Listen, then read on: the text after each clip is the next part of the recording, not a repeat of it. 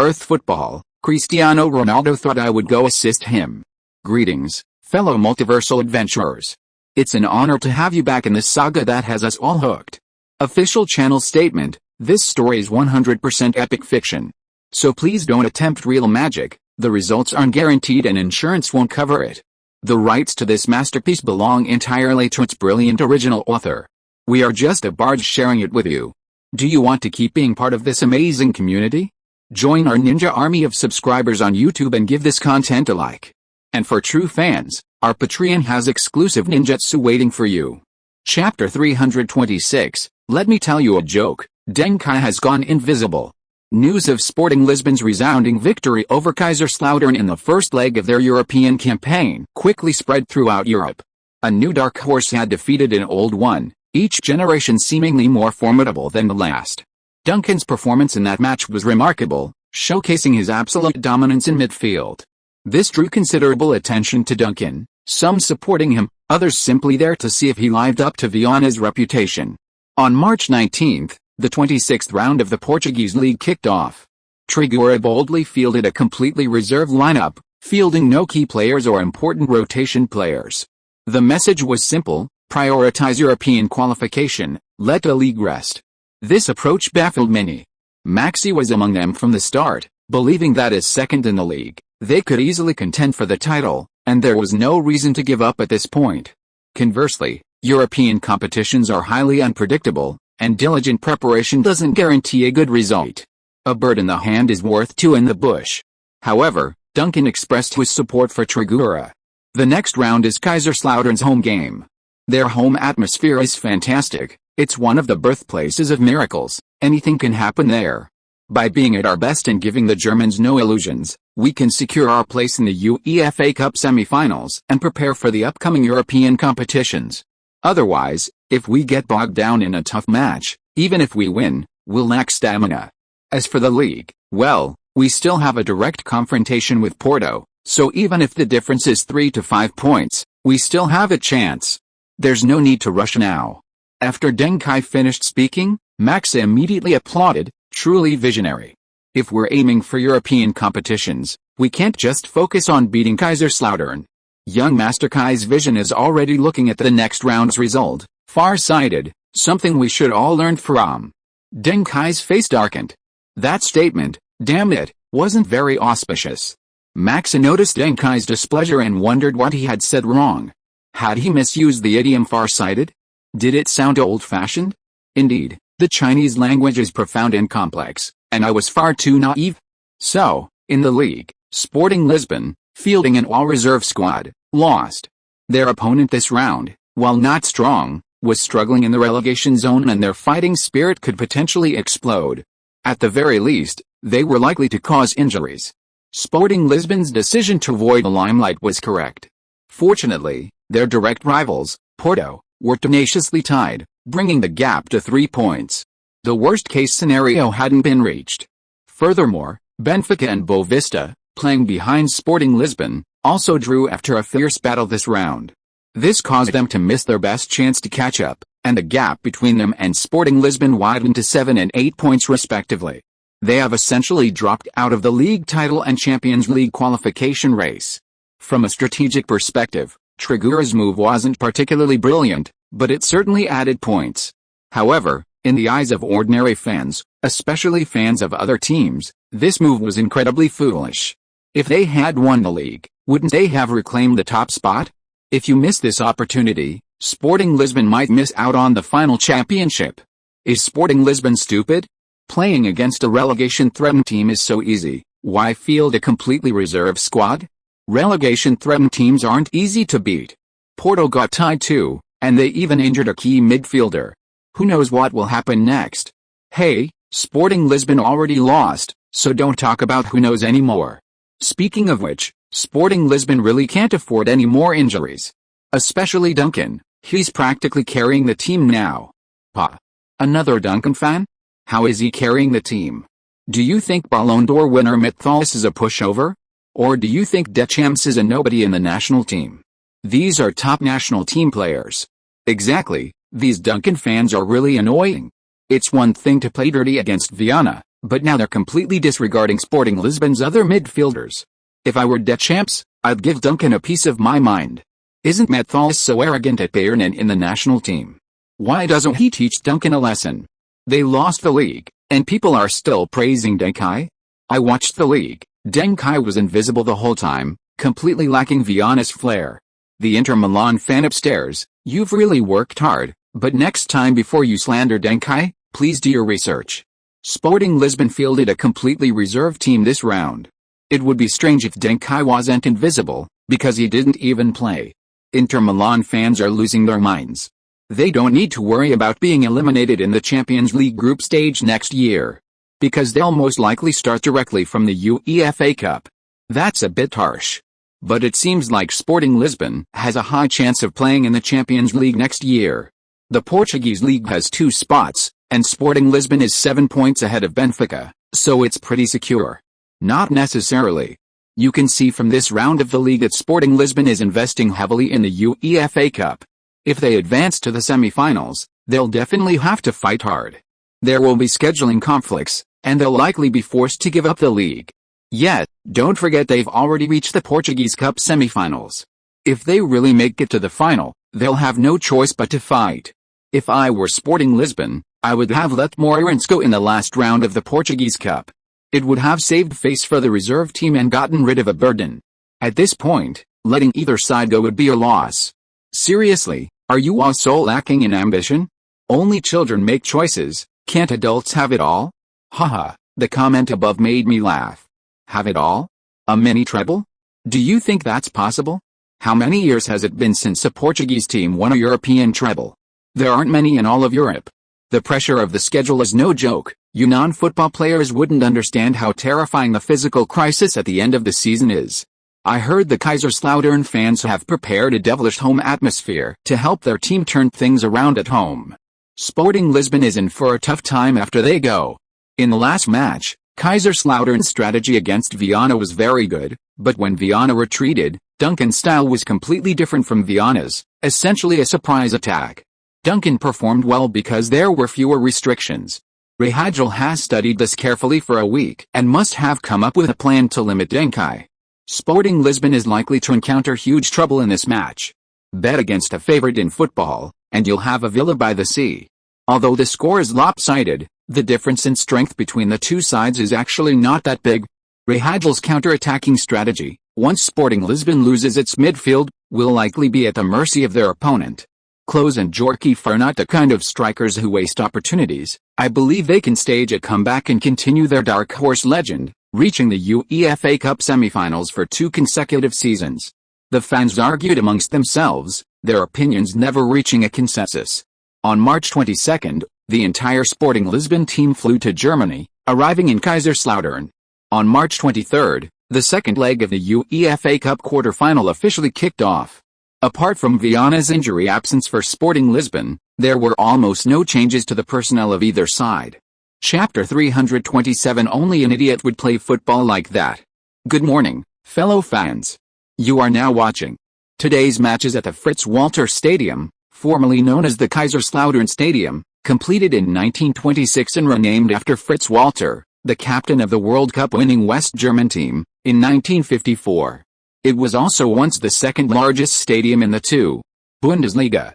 Rahagel stated before the match that the team had carefully studied Duncan, and their primary task in this match is to contain him. Alright, Kaiserslautern kicks off, the match officially begins. Djorkaeff is playing aggressively, successfully challenging Terry right from the start. The young English defender still seems a bit inexperienced against the powerful French superstar. Some fans call this match the French derby because both teams have a key player from France's 1998 World Cup winning squad. Kaiserslautern's Djorkaeff and Sporting Lisbon's Deschamps. Alright, Sporting Lisbon is giving up possession today, focusing more on defense. The game is in the 3rd minute.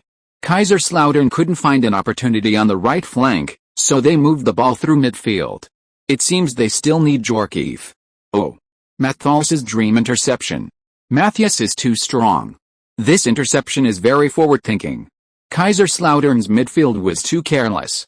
They didn't pass the ball from the backfield, but instead initiated the pass directly from midfield. The advantage is that they are a step faster in transition than teams like Sporting Lisbon that pass from the backfield, but the disadvantage is that the risk of being dispossessed is greatly increased. This requires midfielders to have very good passing ability and to remain vigilant. Perhaps Kaiserslautern's midfielders have forgotten what kind of player Matthäus is. This is the Ballon d'Or winner from the early 1990s, who was considered one of the twin horses alongside Maradona, and a superstar who was Bayern's starting midfielder in the Champions League final 2 years ago. Even in the first half of last season, he was still an indispensable player for Bayern. If you treat him like an ordinary 40-year-old player, you're bound to be punished. Bang! After Matthäus intercepted the ball, he immediately passed it to Deng Kai beside him. Deng Kai has the ball outside the center circle.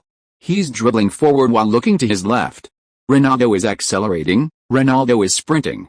However, Sporting Lisbon's formation was just contracted, and Ronaldo is assisting in defense. He hasn't crossed the halfway line yet. Even if he's fast, he'll have to wait a while to get into position. Kaiserslautern's defense immediately retreated, taking the positions and not giving Sporting Lisbon any chance to counter-attack. Sporting Lisbon's attack is short-handed, they can only wait for someone to come up and launch a positional attack. Bang! Just as the commentator indicated that this counter-attack was hopeless, Deng Kai, less than 10 meters past the center circle, suddenly accelerated after dribbling and adjusting, raising his right leg high and leaning to the right. This move was Seedorf brand cruise missile launcher. Excellent winger Schweinsteiger. Black Panther hunt. Long-range shot. One-on-one combat. What is Ronaldo? A Brazilian player is on the Kaiserslautern field. Shoot. Deng Kai shoots from over 35 meters out. Is he crazy? How dare he do that from so far? Not every unmarked position is considered open.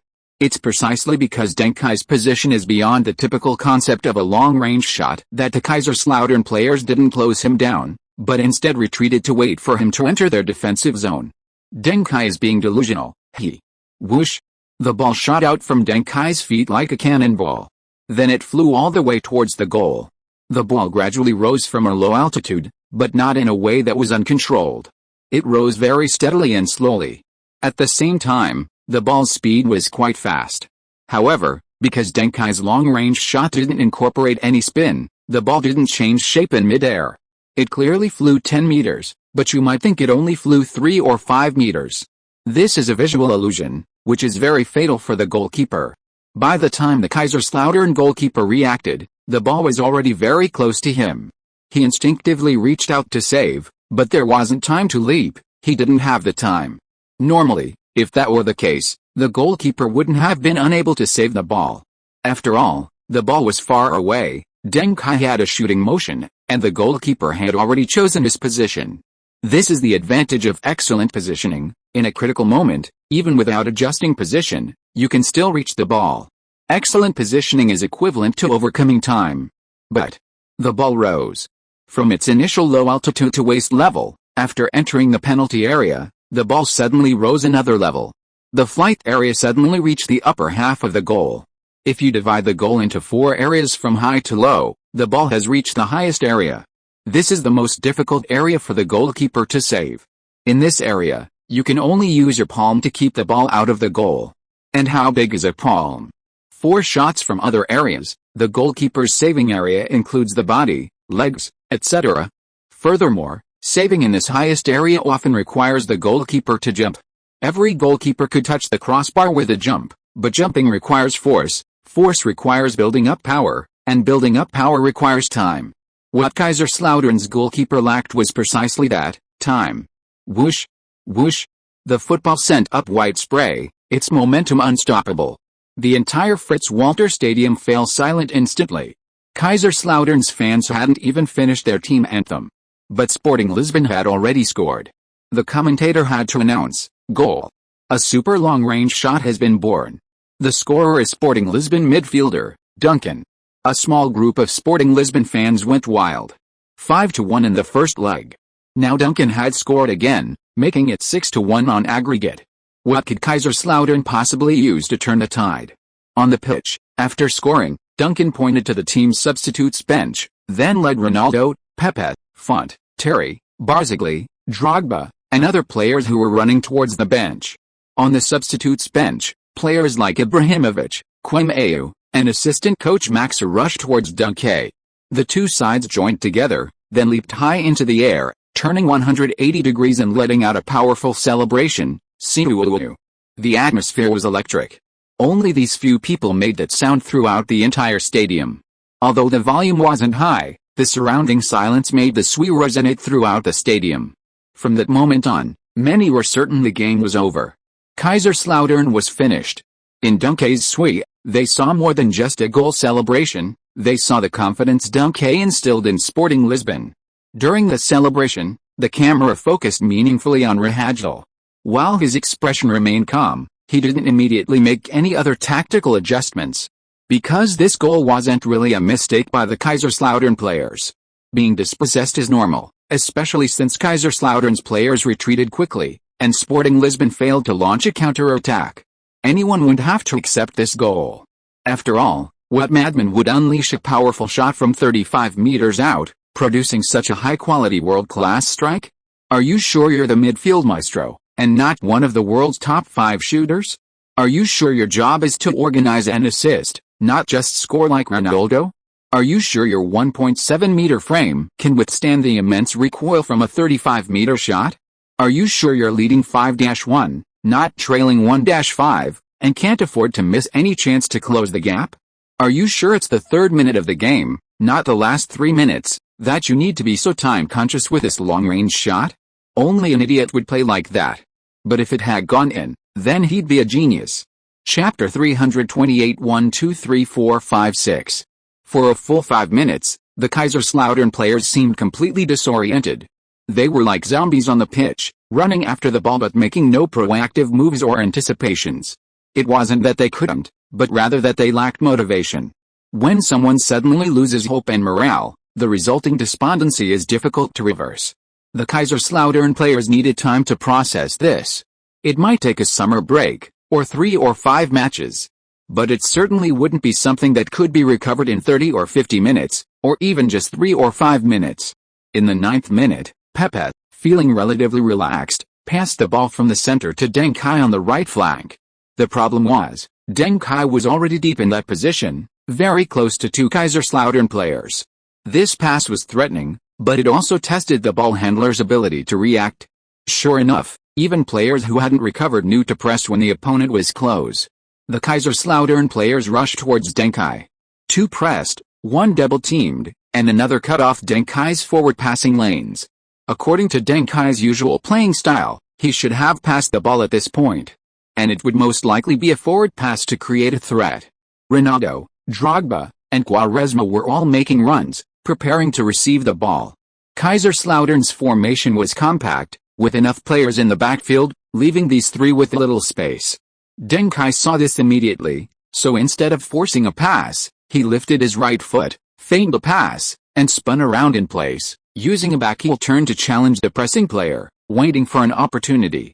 After 2 consecutive spins, Klose, seeing that his 2 teammates hadn't won the ball, also rushed towards Deng Kai, joining the pressing.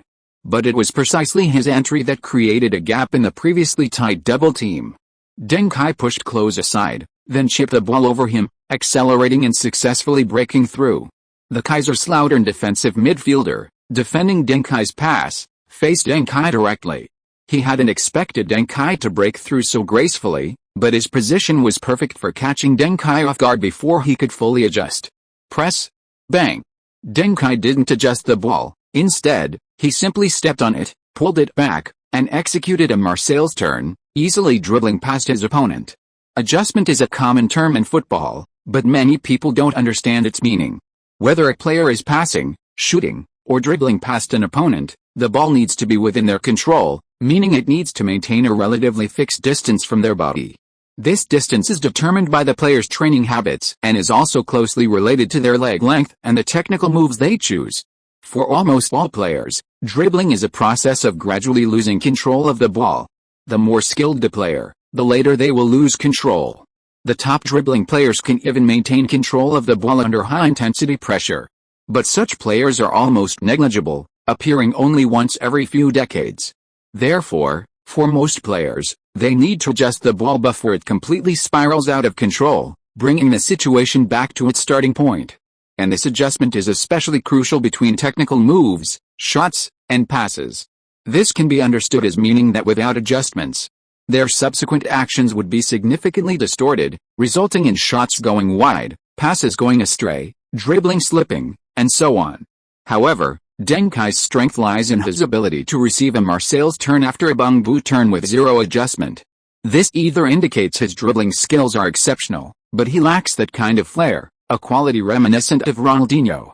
Or it suggests his vision is superb, he anticipated this possibility, and thus, during his lobbed pass after the bung bu turn, he was already half driving, half adjusting the ball. Considering Deng Kai's usual passing habits, the latter is closer to the truth. Such vision, and the thought process that seamlessly connects technical moves, are essential qualities of a midfield maestro. Accelerate. Deng Kai is accelerating, pushing the ball towards the edge of the penalty area.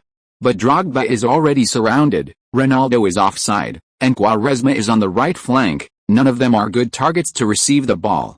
Kaiserslautern center-back has come out to cover. Klose's recovery is excellent. After failing to harass Deng Kai, he kept running back. He's rapidly closing in on Deng Kai from behind. He has a chance to steal the ball, unless Deng Kai has eyes in the back of his head. Whoosh! Deng Kai, dribbling rapidly forward, didn't hesitate for a second after reaching the right side of the penalty area. He suddenly turned and flicked the ball to the left, trying to avoid a direct confrontation with the opposing center-back by moving laterally. Deng Kai's idea is good, but he'll slip. Thud. Before the commentator could finish speaking, Klose, who had almost caught up with Deng Kai, collapsed to the ground. He slipped. Deng Kai also fell almost simultaneously. But he stretched out his left hand to brace himself on the grass, and with a quick step, completed a 90-degree right-angle turn, then sprang back to his feet. Kaiserslautern center-back was chasing the ball. Deng Kai's manual turn saved a lot of time, ensuring he would touch the ball before his opponent. The Kaiserslautern center-back could only extend his right leg as far as possible. This was a risky move, easily allowing Deng Kai to deliberately draw foul. But the center-back did this because he was positioned just half a foot outside the penalty area line. He considered it worthwhile to trade a yellow card and a dangerous free kick for Deng Kai's entry into the penalty area. At that moment, inside the penalty area, Ronaldo was on the left, Drogba was in the 6-yard box, and Drogba was only accompanied by a Kaiserslautern center-back. If Deng Kai then broke in, it would be a 3-on-1 situation in the penalty area, a sure win. Bang! Deng Kai flicked the ball first, sending it into the penalty area, then with a small hop, he bypassed the center-back. The center-back marking Drogba had already reacted and rushed towards the penalty spot. However, he hadn't expected Deng Kai's touch to be so light. At high speed, the final touch is extremely difficult to control. It would be better to pass to Drogba than to overtouch the ball, that's the normal thought. But Deng Kai didn't do that. Instead, he used a delicate toe flick, letting the ball fly 2 meters before suddenly slowing down and stopping at the penalty spot. Slide. Kaiserslautern center-back slides in the penalty area. He knows he can't outrun Deng Kai, so he's taking a gamble, using a slide to extend his reach. A croquette. My God. Deng Kai's left foot made a croquette the instant it touched the ball. Oh. His left foot was hit by the Kaiserslautern center-back. He stumbled. Penalty. This is definitely a penalty. On both sides of the pitch, all the fans held their breath. Many people's faces flushed red, and some even held their breath until their faces turned pale. It wasn't that they lacked lung capacity, but rather that many fans' hearts had already been in their throats when Deng Kai made his bumbu turn, and then Deng Kai dribbled forward, not giving them a chance to catch their breath. The referee already has his whistle in his mouth. This is definitely a penalty, and a yellow one at that. It could even be a red. Chapter 329 The Twilight of Serie A. However, amidst everyone's anticipation, Deng Kai stumbled and scrambled to maintain his balance. At that moment, Zidane, who had accepted the invitation from the club's sporting director Maggi and was discussing contract renewals with him in the office while watching the game, was lost in thought. Maggi called him several times before he came back to his senses. Due to the broadcast delay, he had just seen the footage of Deng Kai being kicked in the left foot and staggering, about to fall. Oh. Damn it. Fall down already. Maggi slapped his thigh in exasperation. If he falls, it's a penalty. Is this kid not thinking straight? Idiot. Zidane's pupils contracted. Because in the footage, Deng Kai used all his strength to prevent himself from falling, and at the moment the Kaiserslautern goalkeeper rushed out, he completed the shot with a poking motion, then rolled to the ground. The ball went through the goalkeeper's legs and rolled smoothly into the goal. For almost 10 seconds, there was no sound on the television. Fans, players, commentators, everyone was dumbfounded. 1, 2, 3, the commentator began to count. 4, 5, 6. Zidane had already calculated it. He dribbled past 6 players, then scored a nutmeg goal against the goalkeeper. This is absolutely the most talented goal of the year, bar none. Inter Milan fans said Deng Kai lacked talent, that he played primarily as a passer, unlike Viana who shone so brightly. But now it seems Deng Kai's playing style is far more than just as brilliant as Viana's. He's like a combination of Ronaldinho and Maradona. Maggi was somewhat surprised. Was Zidane sure he hadn't chosen the wrong comparison? Everyone knew Maradona. Fueled by South American football and politics, he was even hailed as the second-generation football king after Pelé. His ball control, his dribbling skills, were unparalleled. During his 7 years in Naples, he even had the city's fans cheering for him when Italy faced Argentina in the World Cup. And Ronaldinho, although fans worldwide might still be somewhat unfamiliar with him. But how could someone like Maggi not know Ronaldinho?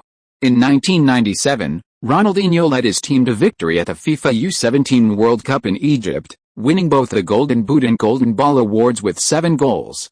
In 1998, at the age of 18, Ronaldinho was called up to the Brazilian national team, becoming a Brazilian international. In 1999, Ronaldinho helped Brazil win the Copa America with 6 goals and also scored 6 goals in the FIFA Confederations Cup, becoming the tournament's top scorer. Even more astonishing than Ronaldinho's achievements to date is his talent.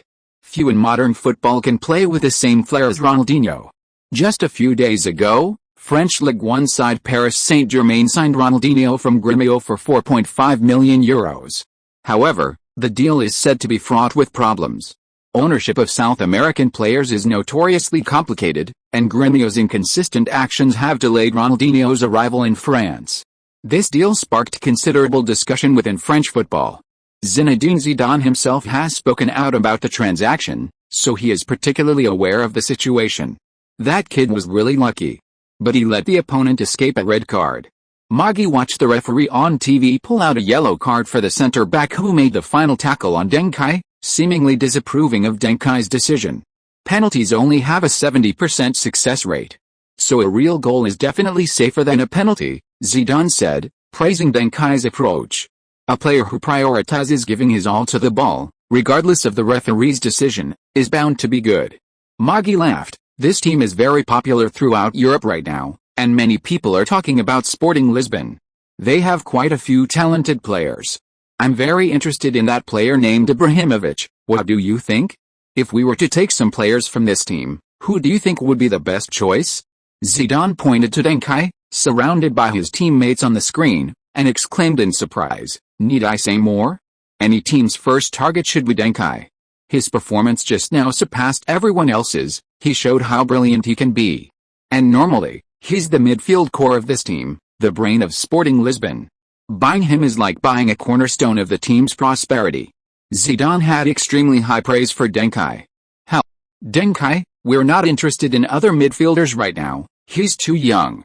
Maggi casually brushed it off, clearly disagreeing with Zidane's assessment of Deng Kai. Zidane, however, gleaned something from Maggi's evasive words. Finding no point in further conversation, Zidane made an excuse and left Maggi's office. He dialed a number and whispered to his agent, "I've made up my mind, I'll agree to Real Madrid." Yes.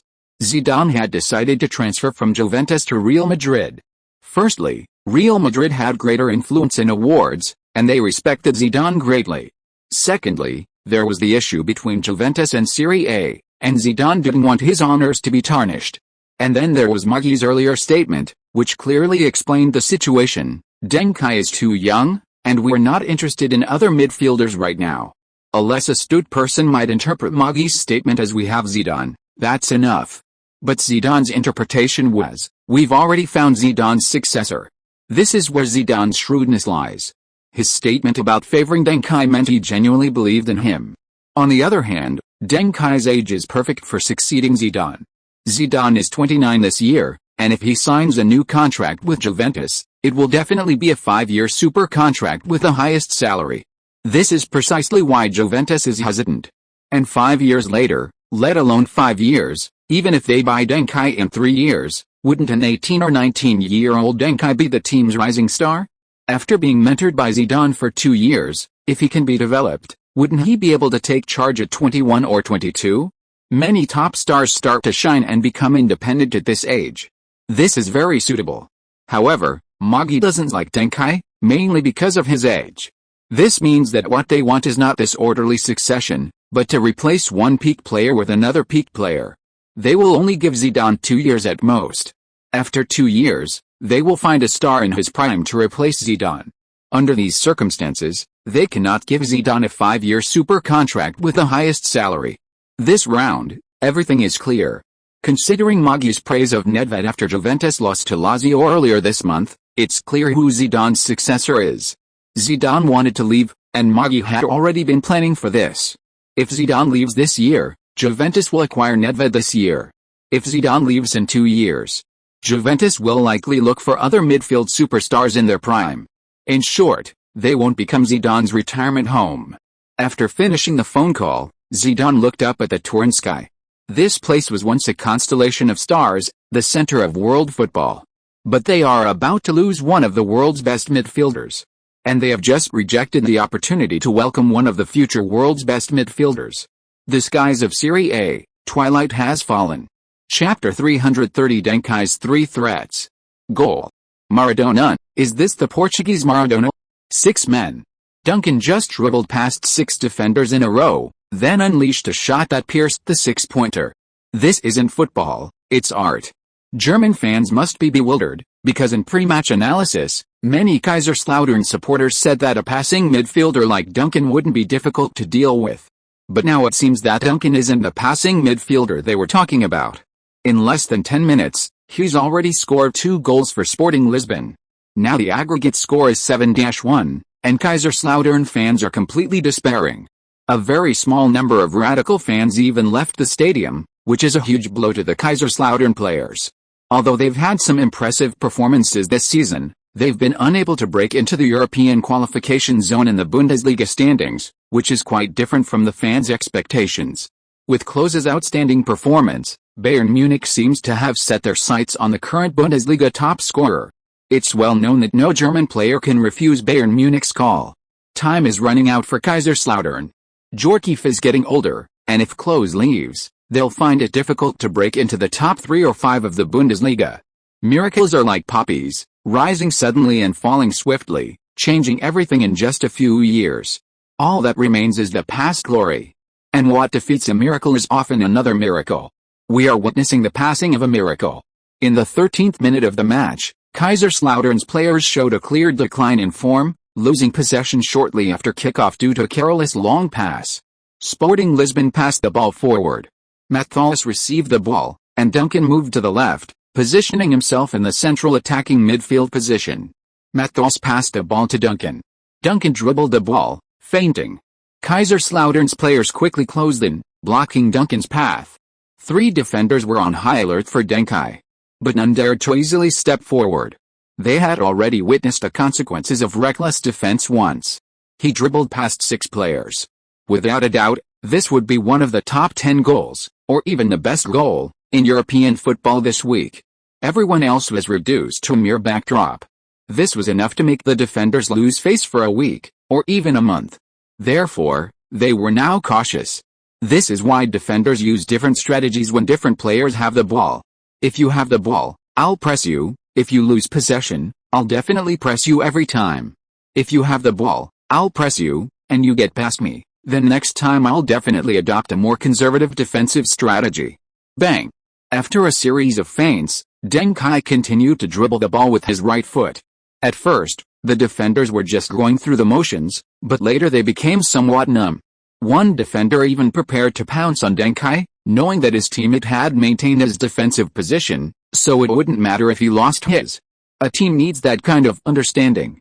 But suddenly, Deng Kai swung his leg on the spot, and the ball flew over the heads of three players with considerable speed. A through ball.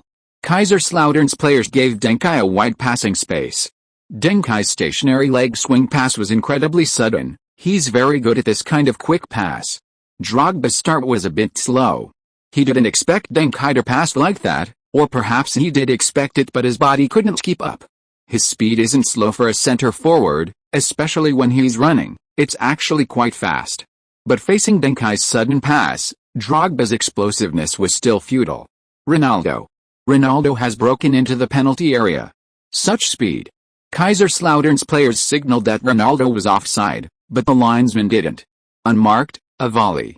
Kaiserslautern's goalkeeper wasn't quick enough to react, but Ronaldo's finishing was full of confidence. Goal. 3-0. Is Sporting Lisbon about to have another big win? The aggregate score is now 8-1. My God. This isn't a game anymore, it's a massacre. 2 consecutive massacres. Kaiserslautern's players are complaining to the referee. They think Ronaldo was offside. Let's take a look at the replay. Oh, not offside, it's a good ball. Ronaldo made a run to beat the offside trap. So, Ronaldo's run was ahead of Duncan's pass. That's probably why Duncan chose to use a stationary pass without any backswing. Only in this way could he keep up with Ronaldo's run and avoid him being offside. What incredible teamwork. Ronaldo has scored his 9th goal in European competition, and he's currently the top scorer in this UEFA Cup. He's very likely to become the tournament's top scorer. Ronaldo should definitely thank Duncan. 80% of his goals come from Duncan's assists. 2 goals and 1 assist. Duncan is incredible in this match. Only 13 minutes into the game. 3 goals in 13 minutes, Kaiserslautern is completely overwhelmed. Just as the commentator said, Kaiserslautern completely collapsed. They all retreated, losing all confidence in attacking. In the 21st minute, Matthäus' long-range shot went less than 10 centimeters wide, causing many to hold their breath. In the 29th minute, Ronaldo cut inside and passed to Drogba, who made a run forward, creating a one-on-one opportunity. Unfortunately, the ball was cleared by a defender, just a close call. In the 35th minute, Quaresma crossed from the wing. Drogba received the ball, and unleashed a powerful shot, hitting the post. Kaiserslautern's home goalkeeper was loyal, giving his all for the home team. In the 44th minute, the relentless attack forced Sporting Lisbon's defense too far forward. Kaiserslautern launched a counter-attack. Djorkaeff and Klose dribbled forward at high speed, culminating in a corner kick from Djorkaeff's long-range shot. Djorkaeff took the corner, and Klose leaped high, perfectly heading the ball into the net 1-3. Klose didn't celebrate, because even so, his team was still far behind. With the aggregate score at 2-8, what was he celebrating? Meanwhile, Klose didn't even go to retrieve the ball from the net.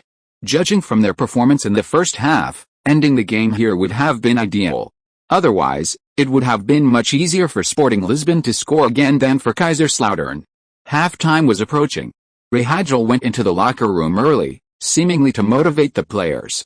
But whatever he did, it seemed unlikely he could lead Kaiserslautern to the UEFA Cup semifinals. If you are listening to this novel on a channel other than Fanfic World, it means it was downloaded and re-uploaded without effort. We warmly invite you to visit our channel, Fanfic World. There you will find the original version of this story and many other novels of various genres. We look forward to seeing you dive into a world of incredible novels. Chapter 331 The Absolute Core Hat Trick. The match then went into halftime. A small portion of the Kaiserslautern fans left again. Meanwhile, commentators on the various television stations broadcasting the game were discussing Duncan's incredible goal.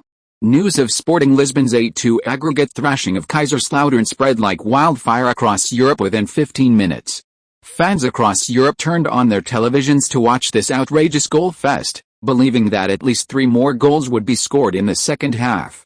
Sporting Lisbon and Kaiserslautern don't have a large fan base in Europe, especially compared to the big clubs. However, many fans love watching goals.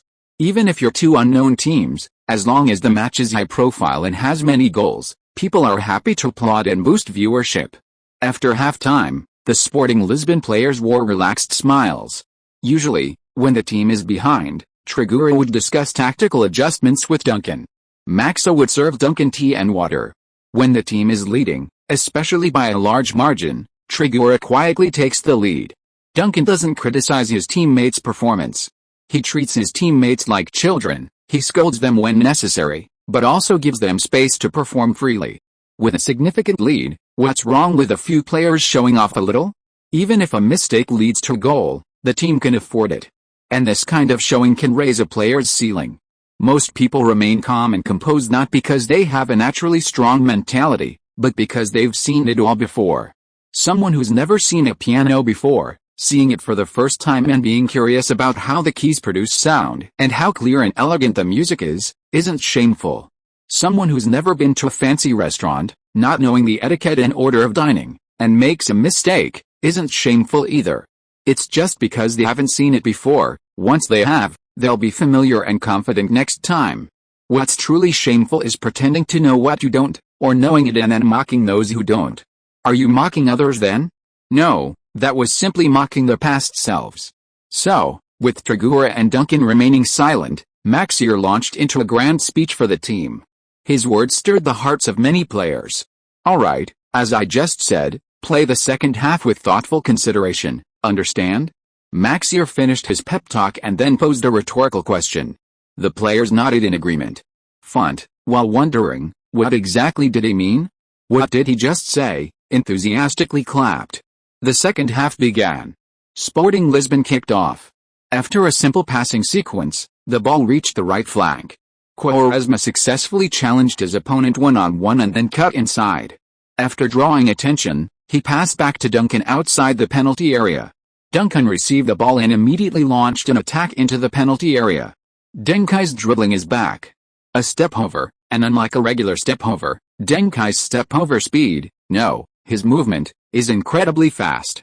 This is the kind of step-over that Ronaldo excels at. It looks like he's been electrocuted, slightly stiff, but incredibly fast. Beautiful. Deng Kai has successfully dribbled past his opponent. Injury, pulling and pushing. Deng Kai falls. Penalty. The referee has awarded a penalty. The Kaiserslautern players look injured, but Deng Kai definitely fell inside the penalty area. This is an indisputable penalty, and not only that, this defensive midfielder will also receive a yellow card. Deng Kai has already drawn 2 yellow cards today. He's simply unstoppable. Wait, what happened? Oh. Quaresma passed a ball to Deng Kai, holding up 3 fingers, meaning Deng Kai has already scored 2 goals, 1 more goal and it'll be a hat-trick. Everyone knows that a hat-trick for a player is definitely more than just scoring 3 goals, it's more of an honor. Quaresma has a great sense of the game. His form hasn't been good lately, with both his goals and assists dropping sharply. To give up a penalty under those circumstances requires immense selflessness. Sporting Lisbon has a fantastic team atmosphere, they're very united. Of course, this might also be related to Deng Kai's deliberate efforts to help Quaresma out of his predicament. Deng Kai looked at the ball in his hand, and couldn't help but feel a little moved. After all, Quaresma was the team's first-choice penalty taker. Quaresma's really gone too far.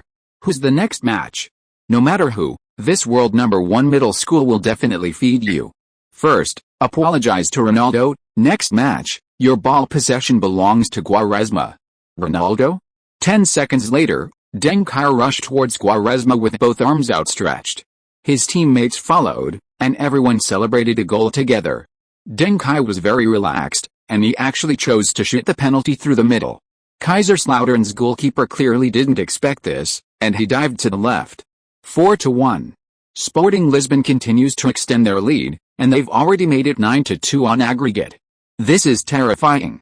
They're the top scorer in this year's UEFA Cup. They've scored the most goals.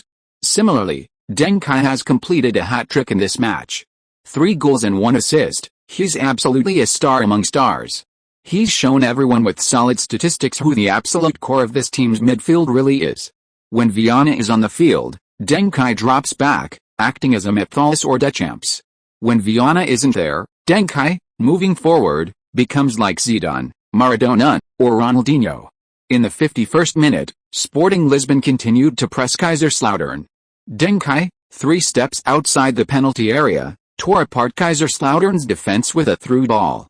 Quaresma cut inside without the ball and attempted a shot with the outside of his foot, but failed to completely shake off the defender in front of him, who blocked the ball with his body, creating a corner kick. Duncan took a short corner, passing it to Quaresma.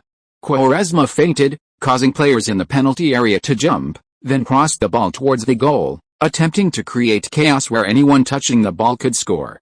However, Kaiserslautern's goalkeeper, seemingly reckless, rushed out and grabbed the ball first. He then launched a long ball, completing a quick pass. Drogba took 2 steps back before remembering to interfere with the goalkeeper, but by then it was too late. The ball flew to midfield. Klose and Terry engaged in a fierce contest. Klose appeared to be at a disadvantage, but after giving Terry space, he bumped into Terry as Terry jumped. His action was subtle enough and the intensity was within the referee's acceptable range, not constituting a foul. Terry was affected by this while heading the ball in midair. Although he didn't completely lose his balance, his header, originally intended for the player ahead, went astray, heading the ball towards his own penalty area.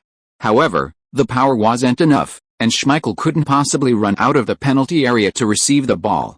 Klose, on the other hand, instantly sprang forward, rushing towards the ball. 1-on-1. Terry loses the header, Klose is 1-on-1. Schmeichel comes out, neither of them makes the first move, they're mentally battling as they close in. Klose shoots. The ball is fast. Schmeichel dives to save, just a little short. The ball flies under Schmeichel's arm. Goal. 2-4. Klose has done everything he can, even though the team is still far behind. He has performed exceptionally well in these 2 matches. Scoring all 3 goals for the team in 2 legs, Klose truly deserves to be called the hottest young striker in the Bundesliga. This one-on-one shot showcases his technique perfectly. Schmeichel is a top goalkeeper, his pressure coming out is very strong. From Terry to Schmeichel, Klose has demonstrated his physical strength, speed, mentality, shooting skills. He excels in every aspect. He is an all-around striker. It's a pity that Sporting Lisbon's young players are just too strong, otherwise this should have been a back-and-forth series. Speaking of which, given Klose's age, I actually feel he should be with Sporting Lisbon. There are many talented young players there, and Klose would definitely be able to mesh well with them. Chapter 332 The Lone Dragon King's first assist of the season. Klose's goal didn't change anything. Kaiserslautern's tactics remained defensive, even abandoning counter-attacks. They only hoped the score wouldn't widen further, avoiding this series becoming the most humiliating defeat in their history. In the 67th minute, Duncan passed the ball across to Mathos, who then played a through ball into the most dangerous area, the penalty area. However, Drogba's first touch was too heavy, and he stumbled, allowing the opponent to complete a successful defensive play. Trigueros immediately stood up, waved his hand, and began making substitutions. On one hand, it was almost time for substitutions, a routine one. But on the other hand, Trigueros' substitutions were also targeted. Drogba's footwork is average, and he struggles to make an impact under tight defense. He's better suited to one-on-one situations where he can use his strength and speed to outpace opponents and unleash a powerful shot, or to make runs and get into scoring positions, or to pull out of the box to act as a target man. But his footwork and imagination don't support him making wild shots or brilliant passes in situations where he's surrounded by multiple defenders. And in such environments, only a flash of genius can break the deadlock. Ibrahimovic's footwork, imagination, and physique are perfectly suited to handle these situations. Therefore, some fans who believe Ibrahimovic is weak in the legs and doesn't perform as well as Drogba in tough matches simply haven't seen how he uses his feet to maneuver through multiple defenders and ultimately create scoring opportunities. Additionally, Trigueros substituted Paulo Bento for Deschamps and João Pinto for Mathos, allowing the veterans to rest. Pinto, originally a striker, has become versatile over time, capable of playing left, center, right, and even as a shadow striker, and can also play as an attacking midfielder. When the team is short-handed, he can even play midfield, winger, wing-back, and full-back. He's practically a versatile player, able to be used wherever needed. As a core member of Portugal's golden generation, Pinto's willingness to compromise and sacrifice for the team is truly admirable. However, this also reflects that most players in Portugal's golden generation don't have particularly high professional standing. On the world stage, they might only be considered third-rate stars. True superstars, even with a well-established understanding throughout their careers, rarely need to make significant sacrifices in terms of playing position and minutes. With Pinto moving to the left attacking midfield position, Deng Kai, with his stronger defensive attributes, naturally had to move deeper. If Deng Kai had to drop back for the team's overall performance in Viana's position, Pinto would be even more vulnerable. While Pinto could play as an attacking midfielder, he certainly lacked creativity and playmaking ability. He wasn't prone to losing possession, but the ball's movement slowed down once it reached his feet. Against a tight defense like Kaiserslautern's, this slow movement meant fewer clear attacking opportunities. Sporting Lisbon's attack stalled for a time. Fortunately, Deng Kai adjusted the team's tactics, instructing his players to play a wide ball formation, penetrating down the flanks. He told them not to rush to give Pinto possession, to treat him like a regular brick, not like a dazzling Swarovski crystal. 79th minute. Seeing his opponents were already complacent after several back passes, Ronaldo received the ball this time and sprinted down the wing, delivering a rare high-quality cross. Ibrahimovic rushed to catch up, but was slightly slower. Although he headed the ball after jumping, his point of force was a little low, causing the ball to hit the crossbar instead of falling. In the 82nd minute, Quaresma crossed the ball from the relatively open right flank. Ibrahimovic leaned on the defender, creating a physical challenge and blocking his position. However, during their earlier struggle, both players had moved forward considerably. This resulted in the ball being either too low for a header or too high for a foot shot. Ibrahimovic then leaned back, attempting a bicycle kick, full of imagination. Unfortunately, his accuracy was far off, and the ball was at least 2 meters away from the goal. Nevertheless, it still drew praise from many. This kind of play is something Drogba lacks. Whether it goes in or not is a matter of practice. But the ability to conceive of and execute this method is what differentiates players, even creating a gap in skill. In the 85th minute, Sporting Lisbon's wing penetration failed, and the ball was passed back to Font. Deng Kai moved slightly forward from his defensive midfield position, shifting to midfield and moving laterally, giving Font space to pass directly. Font might not see anyone else on the field, but he couldn't miss Deng Kai's run. His career and vision were built for Deng Kai. Bang! Font refused to pass to the wing, instead making a through pass down the middle to Deng Kai. Deng Kai turned, dribbled, and accelerated, directly beating Djorkaeff, who was trying to close in. He then dribbled forward, playing a 1-2 with Pinto, who came to support, before beating another player. Facing Kaiserslautern's defensive midfielder, Deng Kai executed a series of stepovers, forcing the opponent to retreat. Seeing Deng Kai getting closer and closer to the edge of the penalty area, Kaiserslautern's defensive midfielder rushed out. Deng Kai flicked the ball laterally, failing to get past the opposing midfielder, but he hadn't intended to anyway. Bang! Deng Kai played a low, through ball with his right foot. Kaiserslautern's defensive midfielder stretched out his leg, but it was too short, letting the ball pass him. Quaresma cut inside without the ball, received it on the right side of the penalty area, and took a step towards the byline to create space. Bang! A shot with the outside of his foot from a tight angle. Quaresma unleashed a sudden shot. But due to the tight angle, Kaiserslautern's goalkeeper blocked the ball's path and parried it away. Ibrahimovic rushed to the goal, but the ball bounced to his left, leaving him no time to stop. Ronaldo, cutting inside without the ball, controlled the ball on the left side of the penalty area. He kept making feints, not giving the opponent a chance to close him down. Just as he was about to create shooting space, Ronaldo, with a stroke of genius, saw a figure rushing into the penalty area from the edge of the box. Bang! With the ability to force a shot, Ronaldo chipped the ball to the penalty spot. Kaiserslautern center-back perfectly blocked Ronaldo's shooting path. They know the striker too well. He's the only striker this season with over 20 goals, no, over 10, who hasn't provided a single assist. Lone Wolf. Lone Dragon. Lone Dragon King. Even Romario. This Lone Wolf is far inferior to Ronaldo in this respect. Even the world's best striker, Ronaldo, has never displayed such shamelessness. Yet, this incredibly selfish player, outside the penalty area, didn't shoot? That's illogical. Bang! Near the penalty spot, Deng Kai arrived in a flash, firing without stopping the ball. The ball grazed the post and went into the goal. Chapter 333 Apologizing to Barcelona and Liverpool in advance. Goal. Deng Kai scores again. 5-2. Deng Kai completes his first 4-goal haul in European competition. This is an incredible match. Sporting Lisbon has scored 10 goals over 2 legs, their firepower is incredible. This shot was of very high quality, The ball was low and very close to the post, making it extremely difficult for the goalkeeper to save. It was almost a dead corner. Of course, the pass was also very comfortable, the power and angle were just right, allowing Deng Kai to fire directly without any additional processing. It's hard to imagine such a high-quality pass coming from Ronaldo's feet. The CD connection is playing again, they've been exchanging passes and goals in this match. Oh, there's another thing to celebrate.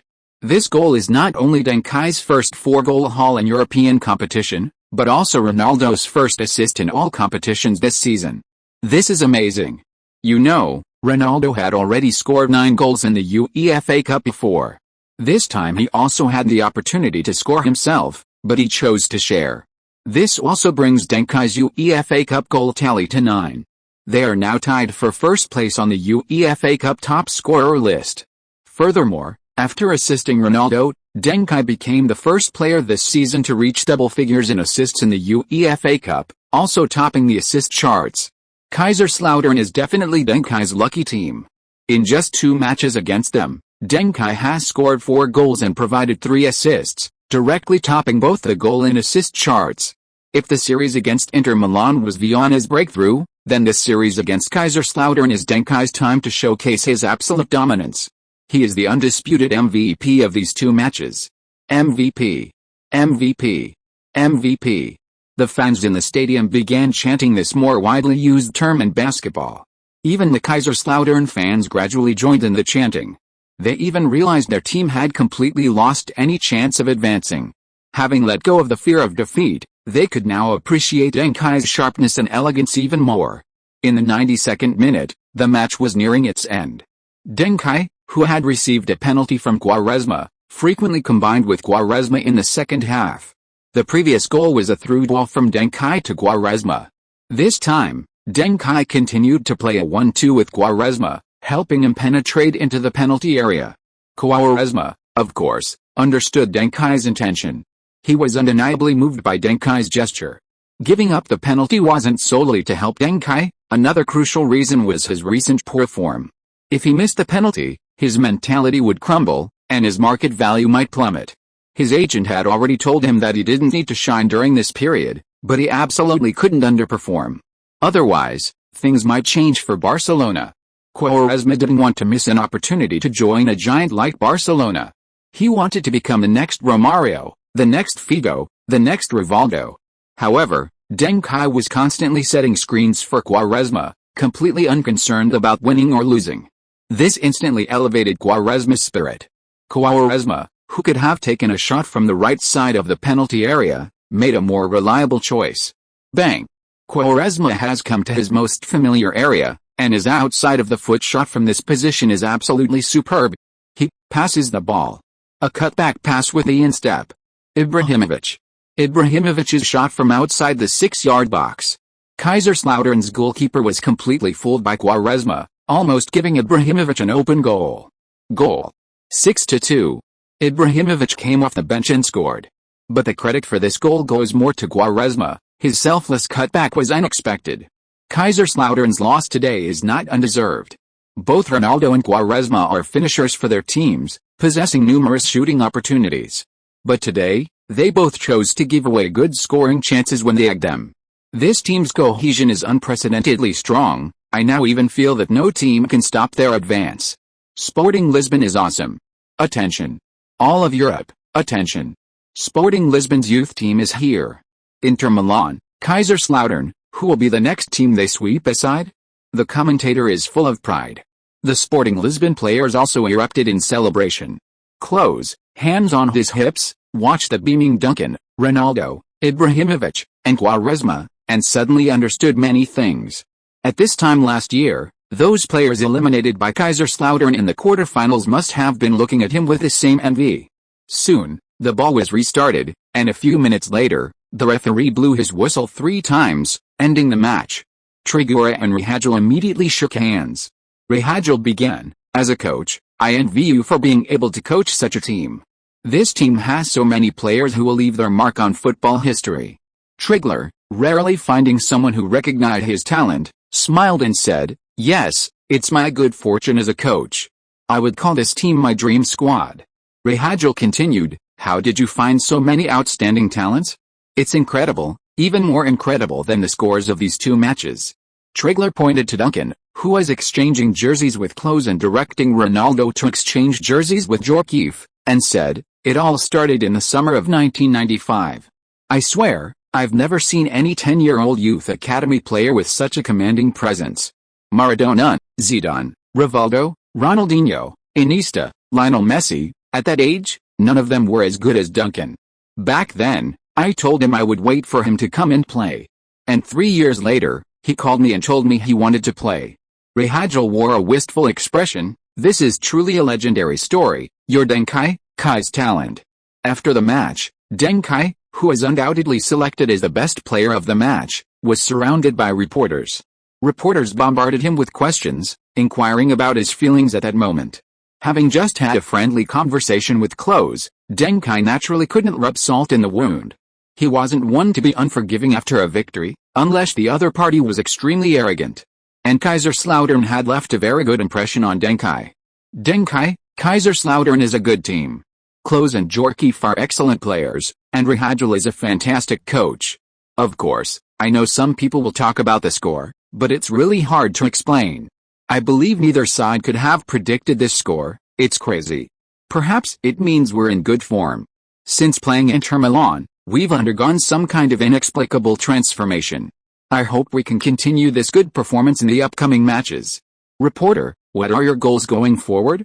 As a young team from the Portuguese league, reaching the UEFA Cup semi-finals is a remarkable achievement. Will you shift your focus back to the league? Deng Kai shook his head. Why would I shift my focus back to the league?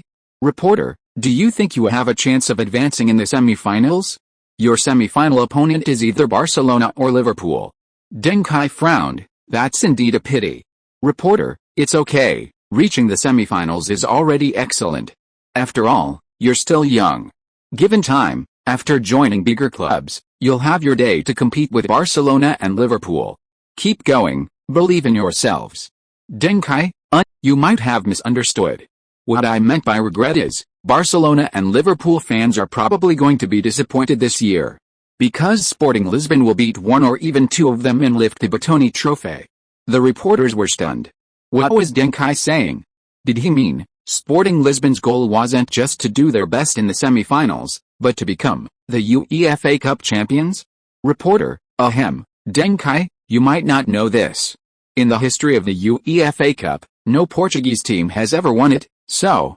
Deng Kai, so this year will be the year. You've given us another reason to win this trophy. For Portugal, we will give it our all. On behalf of Sporting Lisbon, I'd like to apologize in advance to all the Barcelona and Liverpool fans. Thank you for your active participation this year. Keep up the good work next year. After saying this, Deng Kai disappeared into the crowd, leaving the reporters stunned. Font, listening nearby, broke out in a cold sweat. Has Deng Kai become so arrogant?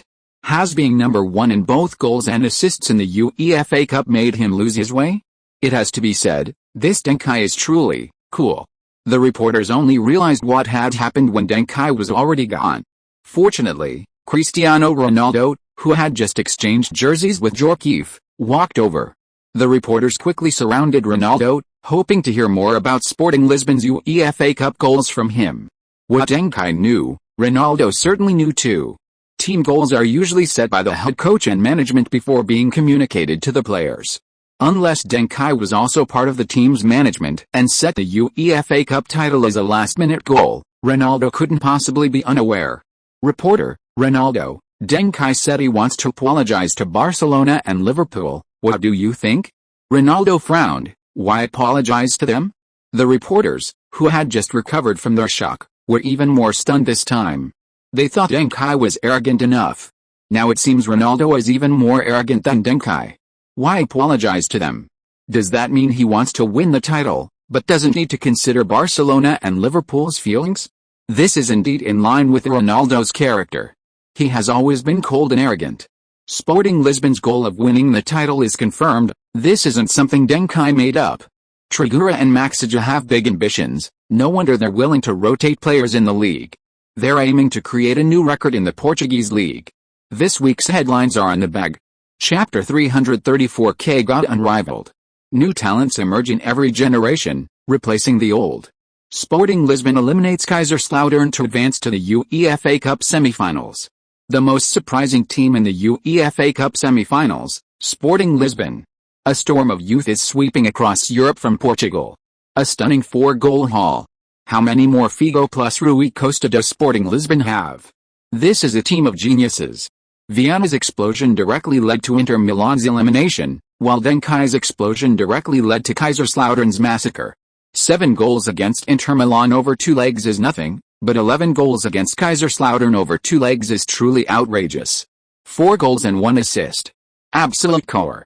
Youngster Deng Kai, who is just 5 months shy of 16, tops both the goals and assist charts in the UEFA Cup. This is the craziest UEFA Cup ever.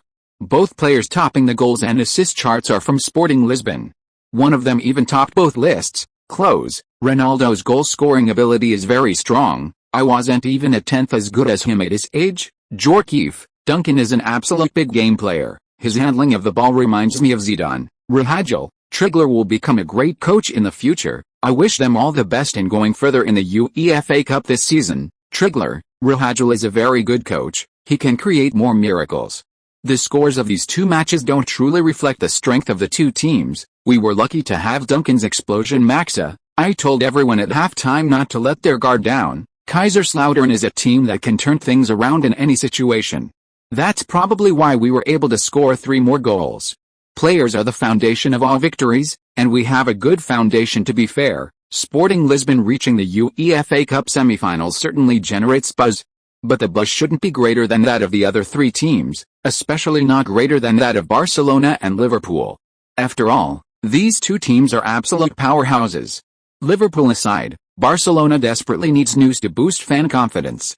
They've already been eliminated from both the League and the Copa del Rey this season, just 1 step away from ending the season empty-handed. They desperately need a UEFA Cup victory to lift their spirits.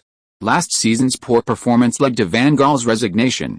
Currently, Barcelona's manager is former assistant coach Lorenzo Serraferrer. He's a capable manager, having coached Mallorca and Real Betis with impressive results. In 1997, he led Real Betis to the Copa del Rey final, narrowly losing to Barcelona in extra time, after which he received an offer from Barcelona to join them as the manager of Barcelona's reserve team. However, judging from this season's results, he's not suited to be Barcelona's manager. Of course, this is also related to the aging of Barcelona's squad. Guardiola, the team's midfield and defense core a few years ago, is a prime example. Due to injuries and other reasons, Guardiola's relationship with Van Gaal became strained last season, even ending in a bitter falling out. Even this season, after recovering from his injuries, Guardiola has had to admit that his form has indeed declined significantly. He has also entered Barcelona's rotation squad this season. Despite Barcelona having so much to generate buzz, they've been overshadowed by Sporting Lisbon in terms of media attention.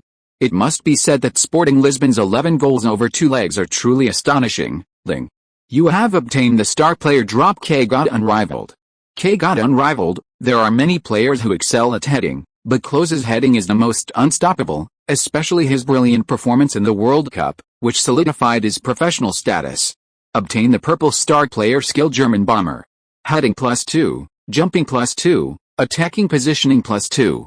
Obtain Klose's front flip celebration German bomber, Klinsmann, Bierhoff, Klose. Germany can always produce the best headers. Your jumping and heading abilities have been slightly improved. When you take off, your balance and physical strength have been improved. When heading, your jumping ability will be further improved in front of taller defenders. As it turns out, Deng Kai ultimately conquered the young Klose. Klose, who later made a name for himself in the World Cup and became the record holder for most World Cup goals, must be mentioned when talking about him.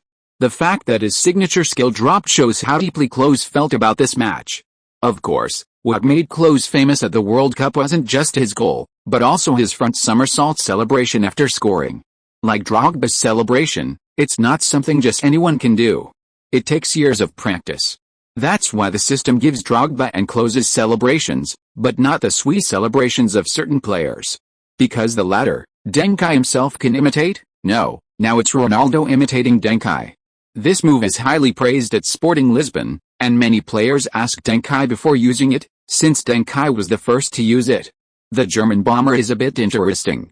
With a golden bomber Klinsmann, the king of headers Bierhoff, and the king of headers Klose, Germany truly produces header masters. It's hard to imagine that such a German team would be stuck in the embarrassing situation of having no strikers for over a decade. Even the golden scout Werner, a Timothy player, became the only hope for Germany's attack. Returning to the German bomber, the most amazing thing about this skill isn't the various upgrades it provides. The last sentence states that your ability will be further enhanced when the player defending you is taller than you.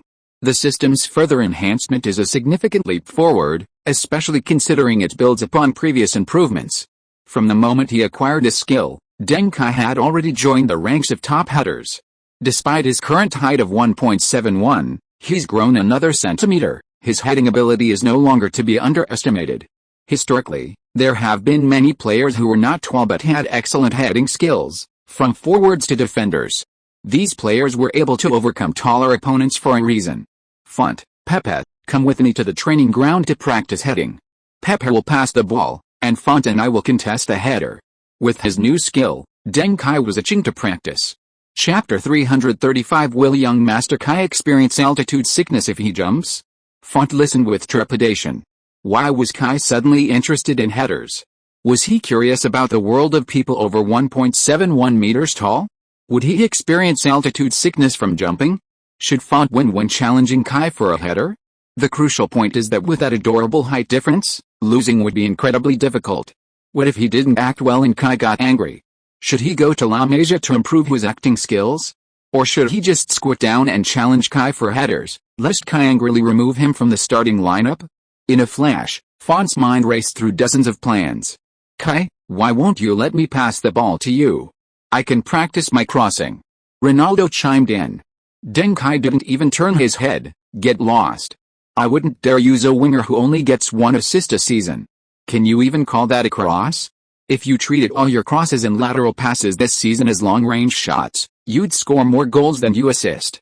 Drogba, Ibrahimovic, Barzagli, Terry, and others clicked their tongues in disbelief. Deng Kai was too harsh. Wasn't this discouraging Ronaldo from assisting?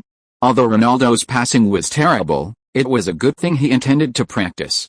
It was better than him not intending to assist at all. Would Ronaldo be angry about Deng Kai's words? After all, everyone knew Ronaldo's temper. It wasn't exactly mild. But 3 seconds later, they understood why our Ronaldo and Deng Kai were good friends.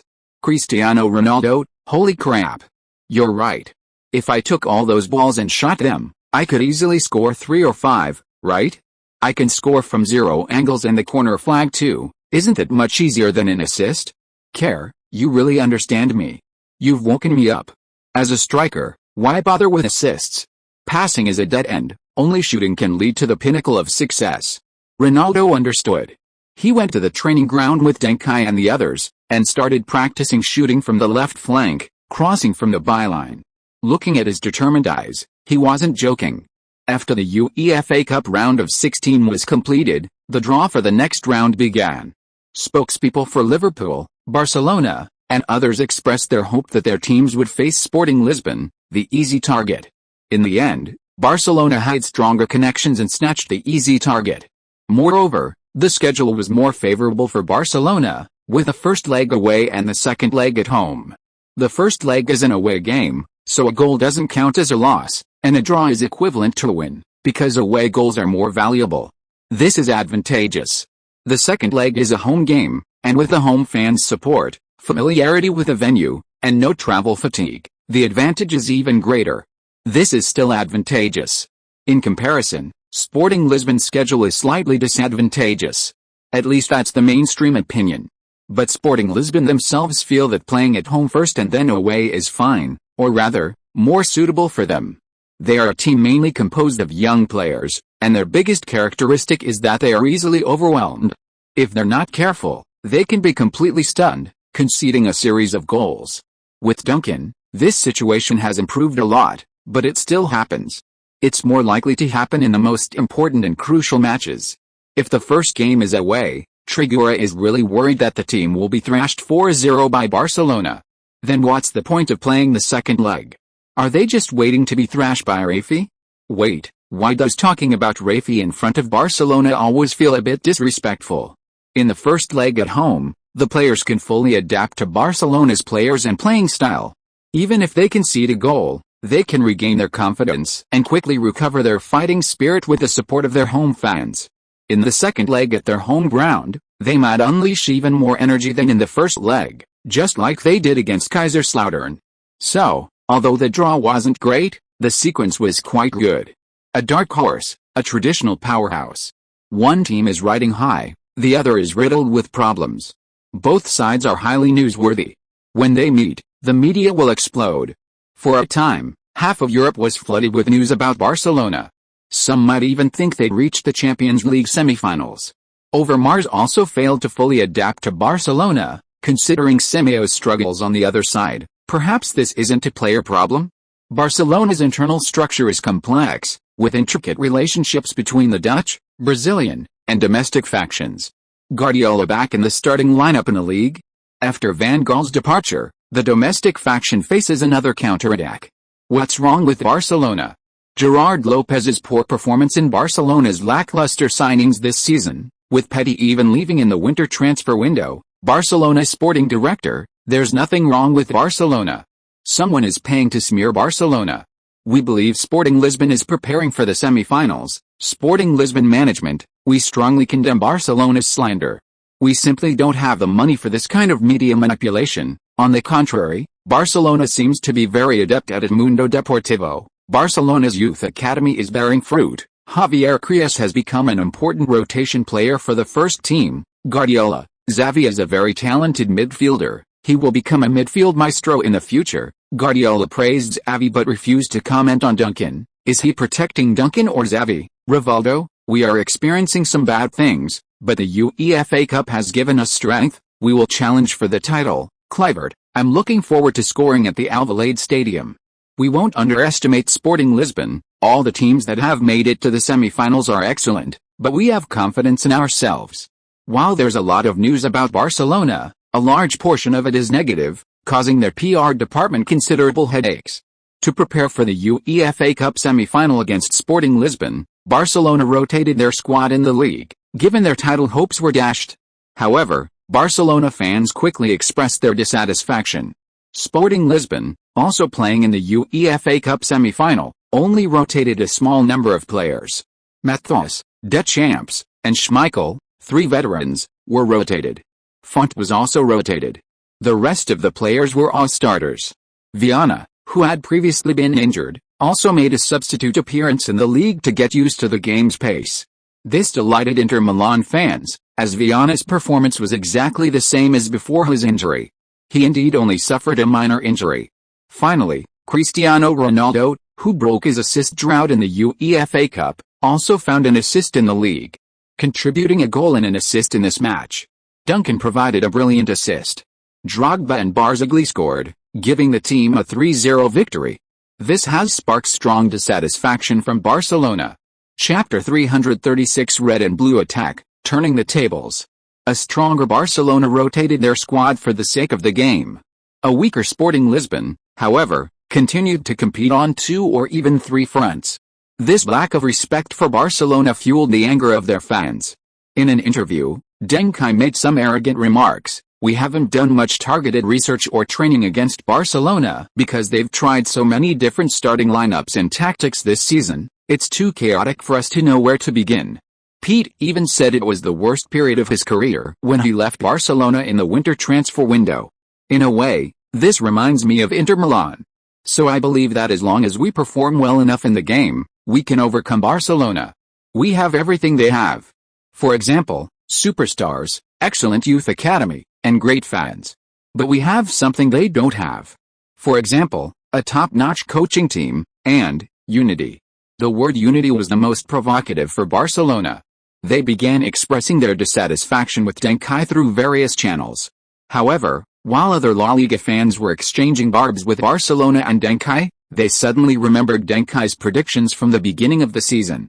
Last summer, Valencia lost 2 starting midfielders, leaving their fans devastated. However, Deng Kai believed the team had a chance to reach the Champions League semi-finals for the 2nd consecutive year. As one of the robbers, Barcelona poached Gerard Lopez. Barcelona relentlessly mocked Deng Kai, accusing him of not understanding football. But now, Valencia has indeed reached the Champions League semi-finals again. Similarly, earlier, during Inter Milan's match against Sporting Lisbon, Deng Kai commented on Inter Milan's chaotic squad.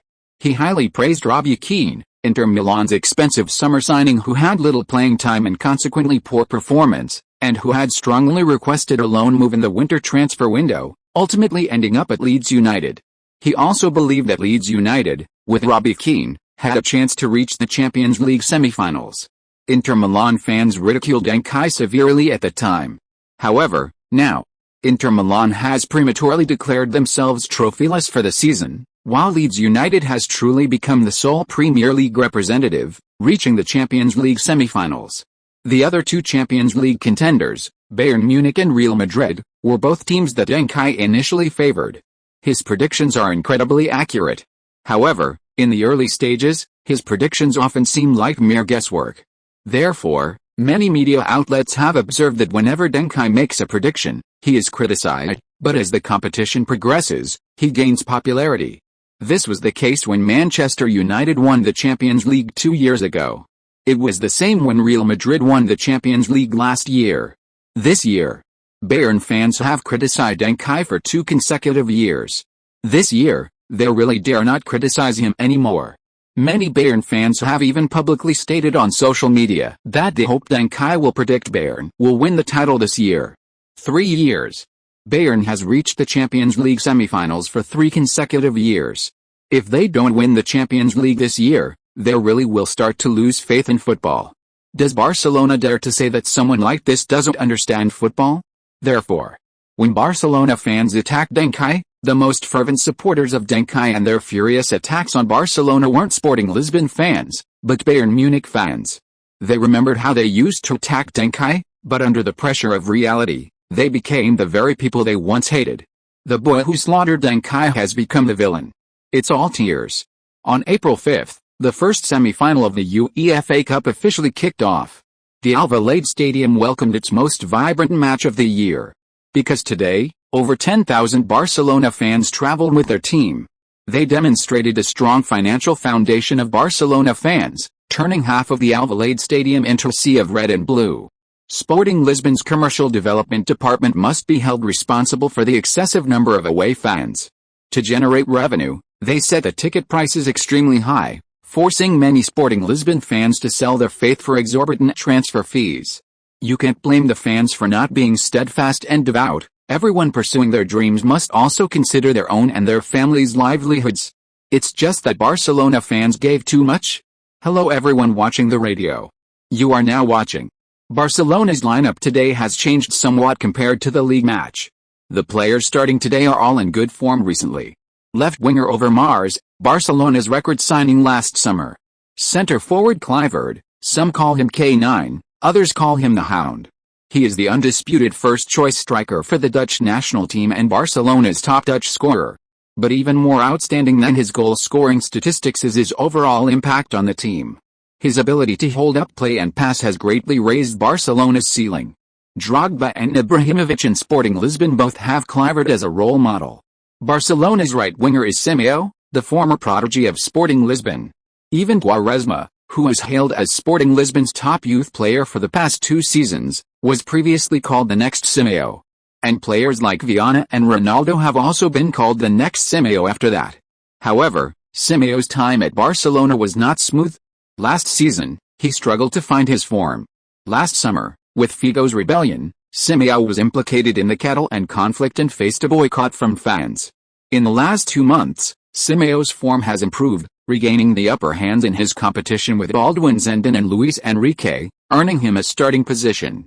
Barcelona's midfield trio consists of Ballon d'Or winner Rivaldo, Barcelona Youth Academy graduate Gerard Lopez, who returned from Valencia, and Barcelona captain Pep Guardiola. Guardiola plays as a defensive midfielder, Rivaldo is the attacking focal point, and Gerard is a versatile midfielder, capable of both attack and defense. In defense, from left to right, are Sergi Barjuan, Abelardo, Frank de Boer, and Michael Rezagrina. The goalkeeper is Pepe Reina, a talented product of Barcelona's youth academy. He has consistently held the upper hand in his competition with Valdez, which has led the latter to consider leaving Barcelona. Even so, Reina's youth still makes fans doubt his abilities. It is reported that Barcelona is in contact with other top-class goalkeepers in their prime. If Barcelona successfully signs a goalkeeper, will Reina be able to accept returning to the bench? I think it will be difficult. Compared to Valdez never having had one, it is clearly more painful and unacceptable for Reina to have had one and then lose it. Chapter 337 Hobbit Kai understands Hobbiton. As for Sporting Lisbon's lineup, apart from Viana returning to the starting lineup, there are no other changes. Ronaldo, Drogba, Quaresma Viana, Duncan Mathias, Deschamps Terry, Font, Barzagli Schmeichel. The camera pans to the players' tunnel, where Guardiola is chatting amicably with Duncan. Their personal relationship is quite good. It's said that Guardiola repeatedly suggested Van Gaal sign Duncan, but was ultimately stopped by Barcelona's youth academy.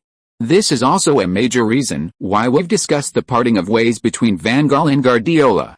Simeone greeted Quaresma, Viana, and Font. They are more familiar with each other. Ronaldo didn't go over, he seemed a bit too arrogant, which might leave a bad impression on Simeone. Rivaldo greeted Mathias and Deschamps, they are old rivals. Guardiola also went over, there are still many players from both teams who know each other. This also shows that Sporting Lisbon isn't just a dark horse or young team that many fans think they are. As Deng Kai said, they don't lack top stars in their team. Even when facing Barcelona's stars, many of their players can greet them. Such a social circle can reveal a lot. After all, in any circle, strength is the bottom line. To be able to get along in a circle, besides personality, strength is also very important. Alright, with the sound of the whistle, the match officially begins. Sporting Lisbon initially controlled the ball and launched an attack, but failed to create any real threat. Barcelona's defense still had its merits, and Guardiola's command and positioning on the defensive end were also good. His downfall was that he suffered multiple injuries for 2 or 3 consecutive years during the peak of his career. His physical condition declined significantly, his strength decreased instead of increased, and he also failed to achieve enough individual and team honors. As a result, when later generations evaluated him as one of the 4 great defensive midfielders of the 1990s, they thought he was simply undeserving of the title and was incredibly bad. Considering Guardiola's later coaching approach and results, this is a classic case of, brain, I understand. Feet, I'm done for. In the 5th minute, Barcelona launched an attack. Sporting Lisbon retreated steadily, giving Barcelona virtually no opportunity to exploit any weaknesses. But even under this tight defense, Rivaldo suddenly unleashed a stunning long-range shot, almost changing the score. The ball grazed the post and went out of bounds. 2 years ago, Schmeichel had conceded 2 goals to Rivaldo against Barcelona. 2 years later, he was even less able to stop his opponent. After all, he was already 38 years old.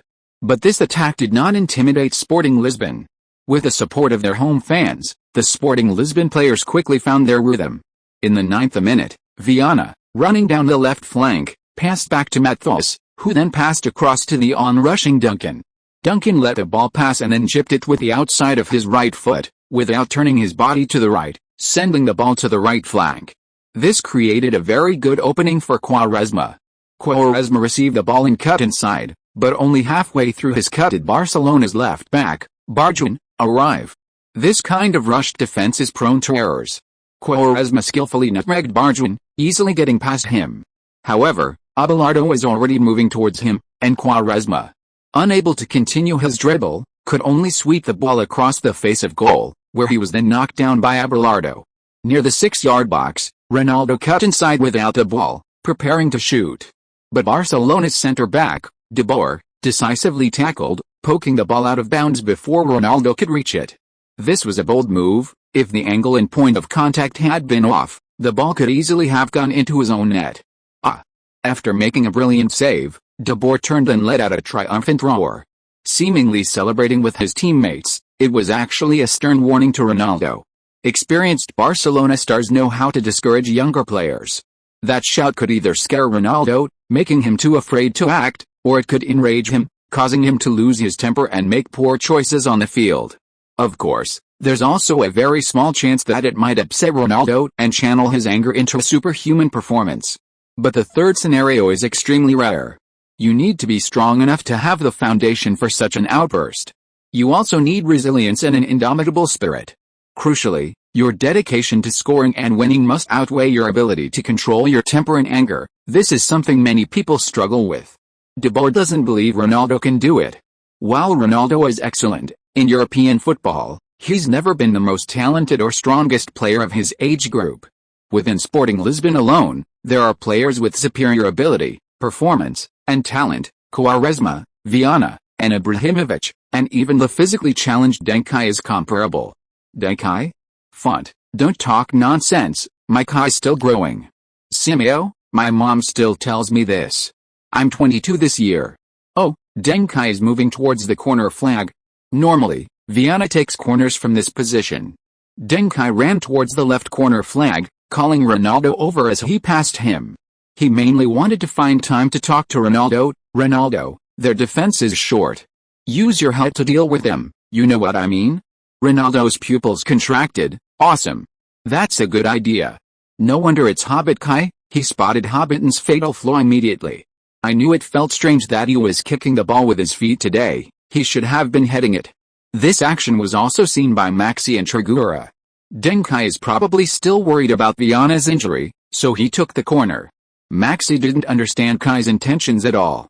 He found a weakness in Barcelona and is talking to Ronaldo. He'll probably go find Drogba and Quaresma later. Trigura was speechless. Bang! Urged on by the referee, Deng Kai took a corner kick, but the ball was headed away by Kluivert, posing no threat. Barcelona fans applauded, giving Kluivert a huge thumbs up. However, Sporting Lisbon's midfielders and forwards, reminded by Deng Kai, became even more focused on playing high balls. Kluivert, a center forward, clearing a high ball only highlighted Barcelona's lack of aerial ability. Air raid sirens blaring. If you are listening to this novel on a channel other than Fanfic World, it means it was downloaded and re-uploaded without effort. We warmly invite you to visit our channel, Fanfic World. There you will find the original version of this story and many other novels of various genres. We look forward to seeing you dive into a world of incredible novels. Chapter 338. Sporting Lisbon's final destination is the Westfalen Stadion. However, to be fair, Kluivert, the pioneer of the modern center forward, was also a formidable header. In the 17th minute, Overmars challenged Barzagli on the wing. His dribbling was even more incisive than Quaresma's, easily outmaneuvering Barzagli with a series of changes of direction. Barzagli is extremely strong in one-on-one tackling, but his weakness is that he has the slowest turning speed among the three center-backs. He's not actually the best choice on the right wing. His characteristics are quite awkward. As a central center-back, his passing is a bit lacking, and his tackling ability isn't fully utilized. As a full-back, his tackling is perfect, but his slow turning speed is exposed. In fact, a four-man backline with two center-backs would suit him better, but Sporting Lisbon wouldn't change their formation for him alone. After getting past Barzagli, Overmars delivered a beautiful cross before Deschamps could cover. Kluivert leaped high. He's shorter than Font, but Font couldn't jump high enough against Overmars' strong physique, only managing a slight impact. Bang! The ball went just over the crossbar, only 10 centimeters away from a goal. Kluivert shook his head and glanced at Font. Font noticed Kluivert's look and blushed. They both knew what the other meant. Kluivert, this central defender is actually the weakest link in Sporting Lisbon's defense. Let's attack him. Font, holy crap. They've discovered I'm the weakest in the backline. What do we do? Kai, save me. Yes, it's that absurd. The central defender, considered by many to be the most important position in the defense, is indeed the weakest link in Sporting Lisbon's defense. This is the perfect solution that Trigura and Maxi researched for a long time. As everyone knows, Font was one of the 5 key players behind Deng Kai in Sporting Lisbon's youth academy. Later, he followed Deng Kai to Moreirense to play in the Portuguese second division, and is now the team's #1 Deng Kai fan. Through several teams, Font and Deng Kai have forged a solid revolutionary friendship. Purely from a merit standpoint, Sporting Lisbon's 2 existing centre-backs, Marcos and Facundo, are no weaker than Font, in fact, slightly stronger. Even disregarding them, replacing Font with Pepe and swapping positions with Barzagli would be the optimal solution for the team's defense. However, the crucial point is that Font cannot be left out of the starting lineup. Font is a symbol, a representation of the team's respect for Duncan. Duncan's willingness to drop deeper to allow Viana, Quaresma, and other players more room to perform hinges on him feeling absolutely respected within the team. It's a mutual exchange. If the team removes Font, disrespecting Duncan's implicit privilege within the team, then Duncan will inevitably refuse to compromise on the field. This would lead to conflicts between him and players like Viana and Quaresma. Furthermore, without him, Matthäus and Deschamps wouldn't be as effective in defense, and the team's defensive strength would decline. Therefore, while Font himself isn't the most important player, whether or not he starts is crucial. Font's Kai-fan tactic proved successful. However, for the sake of harmony and respect, the team had to bear the risk of being targeted by the opponent. Deng Kai clearly realized this, consciously placing Deschamps more in the central defensive midfield position, while shifting slightly to the right. This reduced Deschamps' area of responsibility, relieving pressure on him while improving his protection of the area in front of Font. In the 22nd minute, Deng Kai passed back to Deschamps, then overlapped on the wing. Quaresma dropped back to receive Deschamps' pass and cut inside from the right flank. This forced Barjun to abandon Deng Kai and move inward, preventing Quaresma from dribbling past him and directly entering the penalty area. Bang! Quaresma imitated him, suddenly flicking the ball with the outside of his right foot while dribbling, passing it to Deng Kai on the wing. Both players, masters of the outside of their foot, possess a unique ability to pass the ball wide from this position. Bang! Deng Kai met the ball with a first-time cross. This rushed approach is unacceptable to most teams. Given space and time, controlling the ball before passing it is at least 2 or 3 levels higher in quality than a first-time pass. Besides, teammates often need time to make runs. Of course, a very few team leaders are qualified and capable of playing this kind of inspired football, suddenly accelerating the attack. These details reflect Deng Kai's true role within the team. Inter Milan fans who previously clamored that Viana was Sporting Lisbon's absolute core rarely noticed these details, or deliberately ignored them, only seeing what they wanted to see. Deng Kai crosses from the wing. The pass is very simple and quick, but in terms of accuracy, the ball is too long. Drogba at the near post can't win it. Viana, who's coming in from the middle, can't catch up. If Deng Kai waits a bit before passing, Viana will be a threat. Too long. This ball went directly to the far post. De Boer is at the far post, he's going to take possession of the ball. Ronaldo. Ronaldo is so fast. He's actually in position. Ronaldo leaps high. De Boer is careless, he wants to control the ball directly, not clear it, so he doesn't jump. Too high. Ronaldo's abdomen is pressing down on De Boer's head. De Boer has lost the ability to jump. He's not jumping, he's taking off. Bang! Ronaldo takes off at the far post.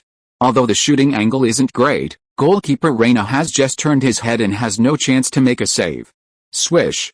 The ball flies into the goal. Cristiano Ronaldo and De Boer both fell to the ground, but the young Ronaldo quickly got up and roared at De Boer, roar. He puffed out his chest, as proud as a rooster. De Boer was still a bit dazed and hadn't fully recovered. With Drogba, Viana, and other players immediately coming to celebrate with Ronaldo, he didn't have a chance to pick a fight with him. Goal.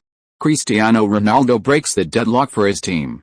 The dark horse is really going to continue its dark horse run. He roared at De Boer, getting revenge for De Boer yelling at him earlier. This is also Ronaldo's 10th goal in this UEFA Cup. He has now surpassed his teammate Duncan to exclusively hold the UEFA Cup top scorer title. He jumped so high. A dark cloud hangs over Barcelona, because Ronaldo is circling above them like a bomber. The CD connection.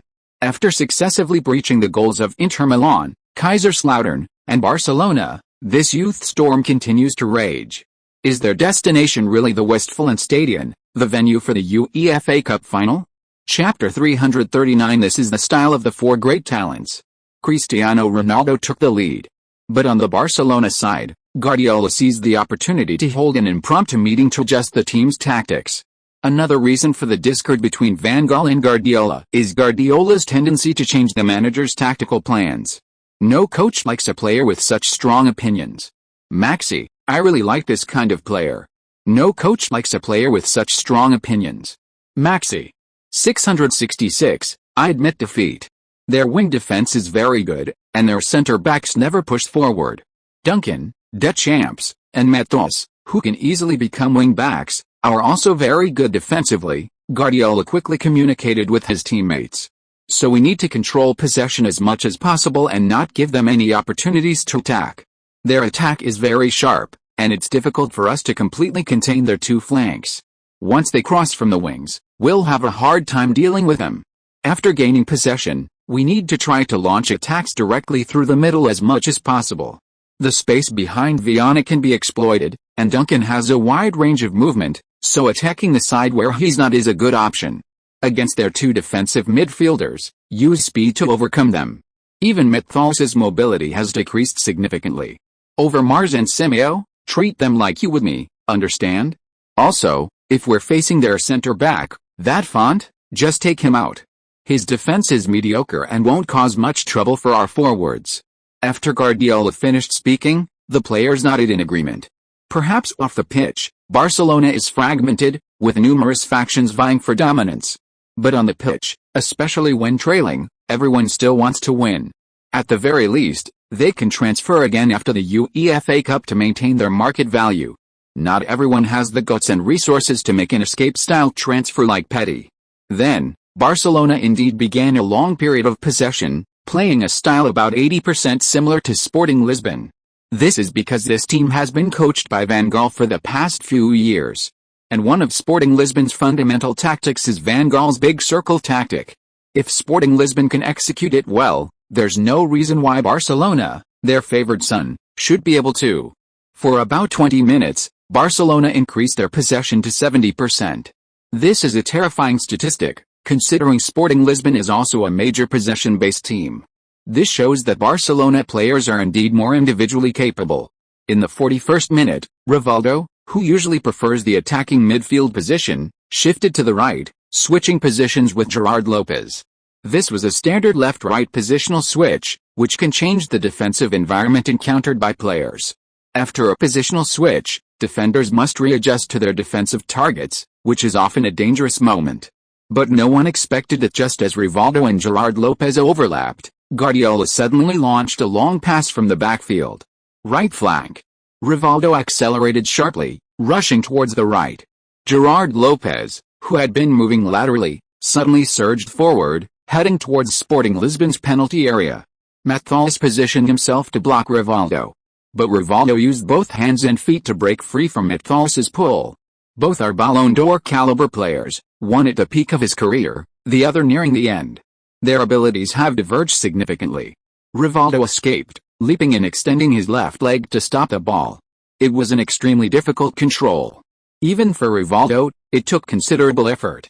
Even before Rivaldo had complete control of the ball, Font had the opportunity to disrupt the play.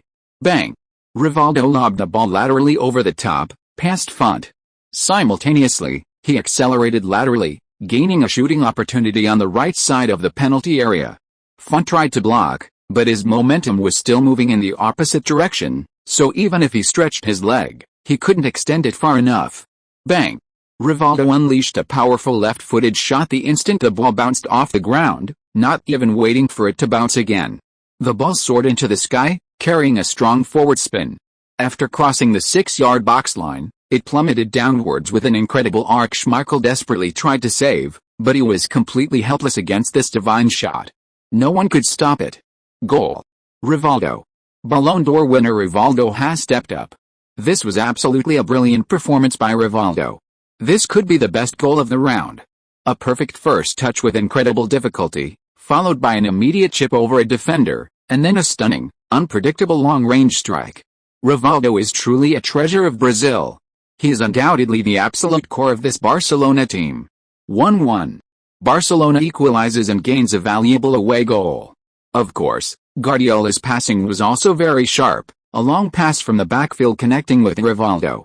He has returned to the starting lineup in recent matches, and the Barcelona coaching staff's decision has proven to be correct. Barcelona fans are singing Rivaldo's song, "Barcelona is on fire." Sporting Lisbon's ticket management is a serious problem, so many Barcelona fans flooding the stadium is not good news for Sporting Lisbon's young players. Sure enough, fueled by the support of the Barcelona fans, Barcelona launched several waves of attacks. 45 minutes. It was Guardiola again, launching a long, over-the-top pass from the backfield to the retreating Kluivert. After the pass, he even had the energy to glance at Deng Kai, as if to say, "This is the style of one of the four great defensive midfielders. Kid, football should be played like this." Deng Kai, barely suppressing his disgust, quickly retreated to defend. "He's still putting on an act. Guardiola, you just wait.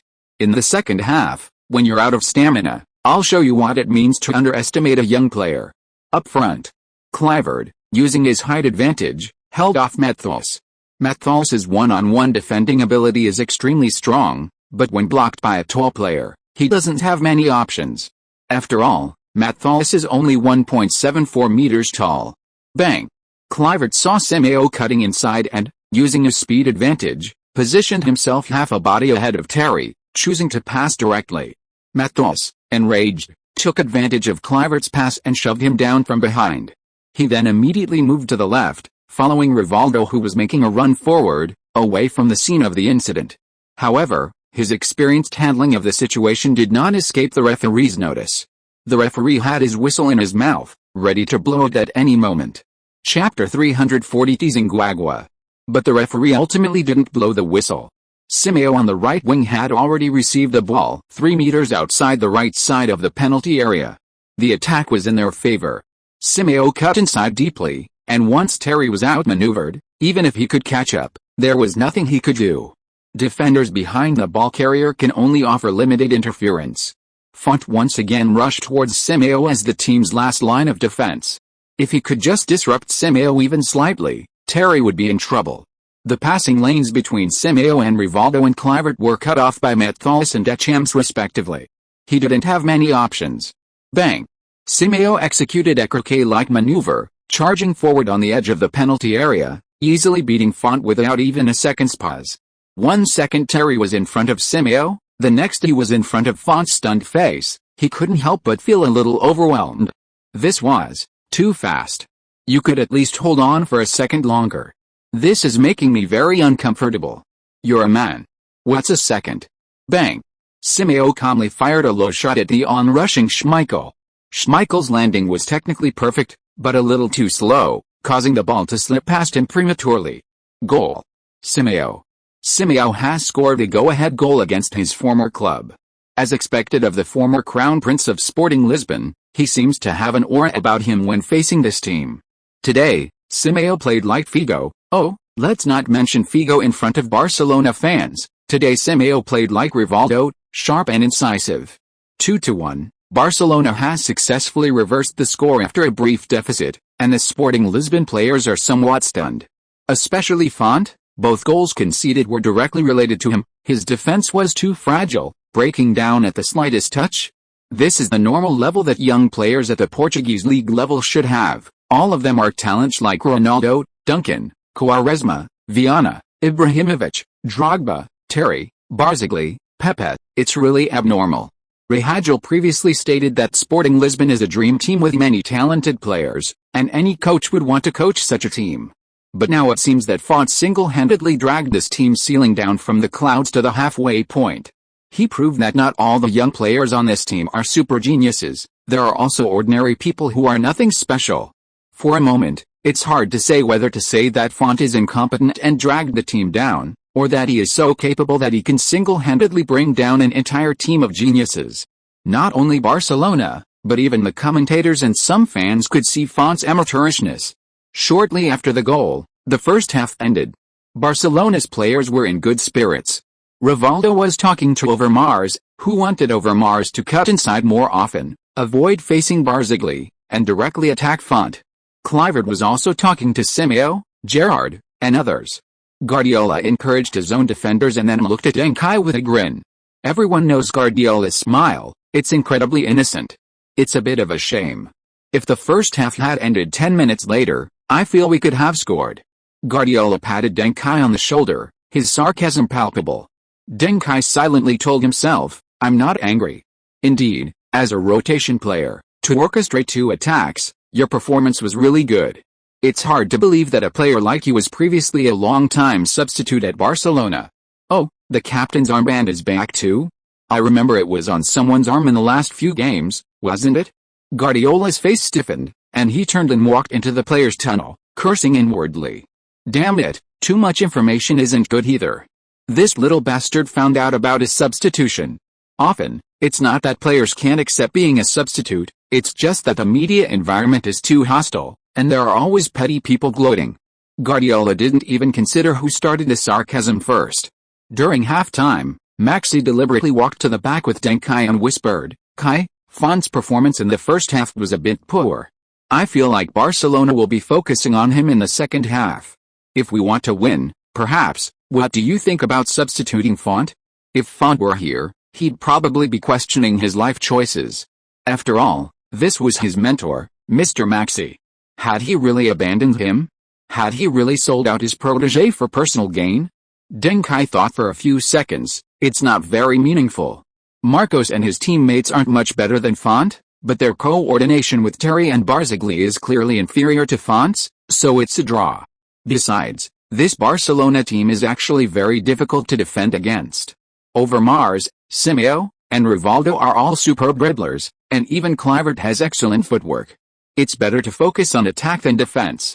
Quaresma was in good form in the first half. As long as we can keep things going, we might be able to catch up. Maxa nodded repeatedly, quickly noting down Deng Kai's key points so he could communicate with Trigueros later. By the way, should we try a double tall man tactic? Their defense lacks height. This was definitely not Max's idea, it was something Trigueros had told him during the first half, which he remembered. This guy doesn't create tactics, but he's definitely a top-notch tactical implementer, very good at borrowing others' strengths.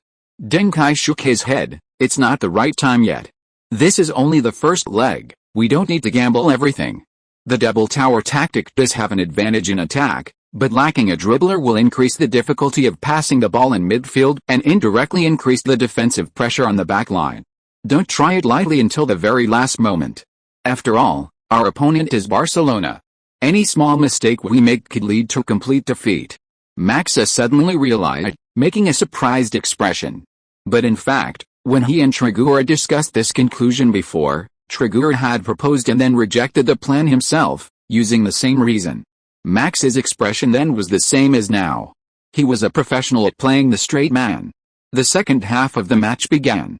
At first, Sporting Lisbon did not immediately launch a fierce attack as everyone expected. Instead, after about 5 minutes, just when everyone thought Sporting Lisbon was preparing to focus on defense and play steadily, Deng Kai gave a look and immediately led Matthäus and Viana to press. Gerard Lopez, facing the pressure, quickly passed a ball back. However, before Guardiola could pass the ball back, Deng Kai charged towards him. Guardiola was the core of Barcelona's defense. Guardiola looked at the ball, considering several ways to get past Deng Kai. However, before the ball reached his feet, Deng Kai made a sliding tackle, poking the ball first and then bringing Guardiola down. The referee, knowing some might have doubts about the exchange, immediately crossed his hands, indicating Deng Kai hadn't fouled.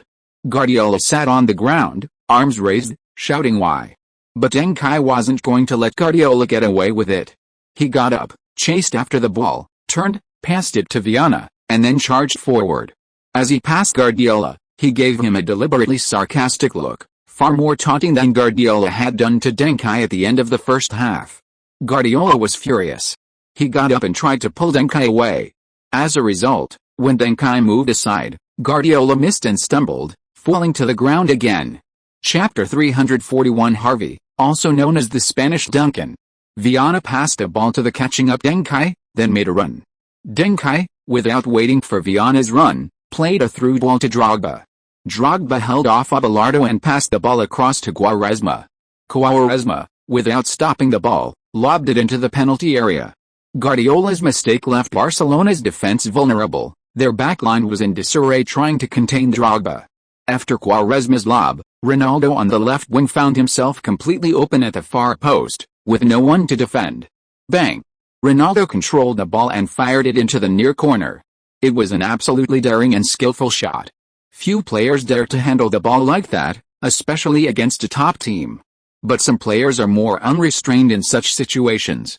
The ball gave Reina no chance to save, nestling into the net and creating a white splash. Goal. Ronaldo, it's Ronaldo again. A brace. Ronaldo helps his team equalize against Barcelona at home. Quaresma's pass was incredibly inspired, I thought I could only see that kind of lob pass from Deng Kai. This goal has to be attributed to Deng Kai. His tackles were too sharp. He even repeatedly passed in front of Guardiola, who was complaining about the referee. Guardiola set a bad example for everyone. When the referee doesn't blow the whistle, what you should do is not complain about the referee, but continue playing. In the 55th minute, Deng Kai's long-range shot was caught by Reina. In the 63rd minute, Simeo crossed from the wing, Kluivert headed the ball on, and Rivaldo rushed to the ball's position, but the ball was too high, grazing his head and going out of bounds. The substitution board was shown on the sidelines, and Barcelona made the first substitution. They replaced Gerard Lopez with their homegrown midfield star Xavi. Then they replaced Guardiola with Cocu. Guardiola's face immediately darkened. He had some highlights in this match, but being substituted after losing possession to Deng Kai felt somewhat like making him a scapegoat. Guardiola couldn't imagine what kind of sarcastic and malicious comments Deng Kai would send him after the game. In the 74th minute, Rivaldo dribbled past the exhausted Dutch champs and played a through ball to Overmars. Overmars made a dangerous cross. However, Font, who had been underperforming throughout the match, showed some backbone, diving to clear the ball and sending it outside the penalty area. But the ball was too fast, and Font's unconventional clearance resulted in a miskick. The ball fell directly to Simeo. Simeo used his usual feint, then observed his teammates' positions and made a cutback pass. Bang! Xavi, who had come on 10 minutes earlier, made a run from deep and unleashed a powerful long-range shot. Goal. Barca. It has to be Barca. Young Xavi scored a crucial goal for Barca. He didn't disappoint the coach and fans. In fact, I think Xavi is better than Gerard Lopez in terms of organization and talent. He should be the starting midfielder. Xavi's status in the hearts of Spaniards is like that of Duncan and Viana in Portugal. He is considered to have the potential to become a world-class midfielder. As for Gerard, if he wants to continue getting starting opportunities at Barca, he should proactively transition to the defensive midfield position and succeed Guardiola. Gerard has the ability, his stamina, coverage, and speed are far superior to Guardiola's. And his slightly weaker organization and passing are more than sufficient for the defensive midfield position. Guardiola's overflowing abilities won't enhance his performance in the defensive midfield position. He's old, and he should step down. 3-2. Barca seems poised to win today's match. This will make the next leg even more difficult for Sporting Lisbon. This basically foreshadows that Barcelona will be the team to reach the UEFA Cup final this year. After this goal, Barcelona used their last substitution. Luis Enrique replaced Simeo. Barcelona fans gave Simeo a warm round of applause. His performance today was outstanding. If he had continued to perform like today, Barcelona fans would have already been won over, and he wouldn't be in a positional crisis and be considered one of Barcelona's 5 worst transfers in the past 3 years. Bringing on Enrique wasn't because Enrique is better than Simeo, but because Enrique, who has transitioned from striker to center forward, can contribute more defensively. Although he's unlikely to score again, he can make it difficult for Sporting Lisbon's midfield and defense to play their ball out. Barcelona is about to reach 3-2, and they don't intend to put more effort into attack. Sporting Lisbon also took the opportunity to make substitutions. Pepe replaced the exhausted Dutch champs. Ibrahimovic replaced Drogba. This substitution didn't resonate with everyone, as many felt Drogba should have played alongside Ibrahimovic. After all, Barcelona's defense was incredibly tall, and it was absurd that Sporting Lisbon hadn't used such a liability. In the following minutes, Barcelona dominated possession, elevating it to a new level. As time ticked away, Sporting Lisbon's players began to panic.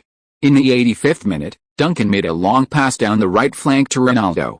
Ronaldo controlled the ball flawlessly, dribbled past Reaziger, and was then brought down by him.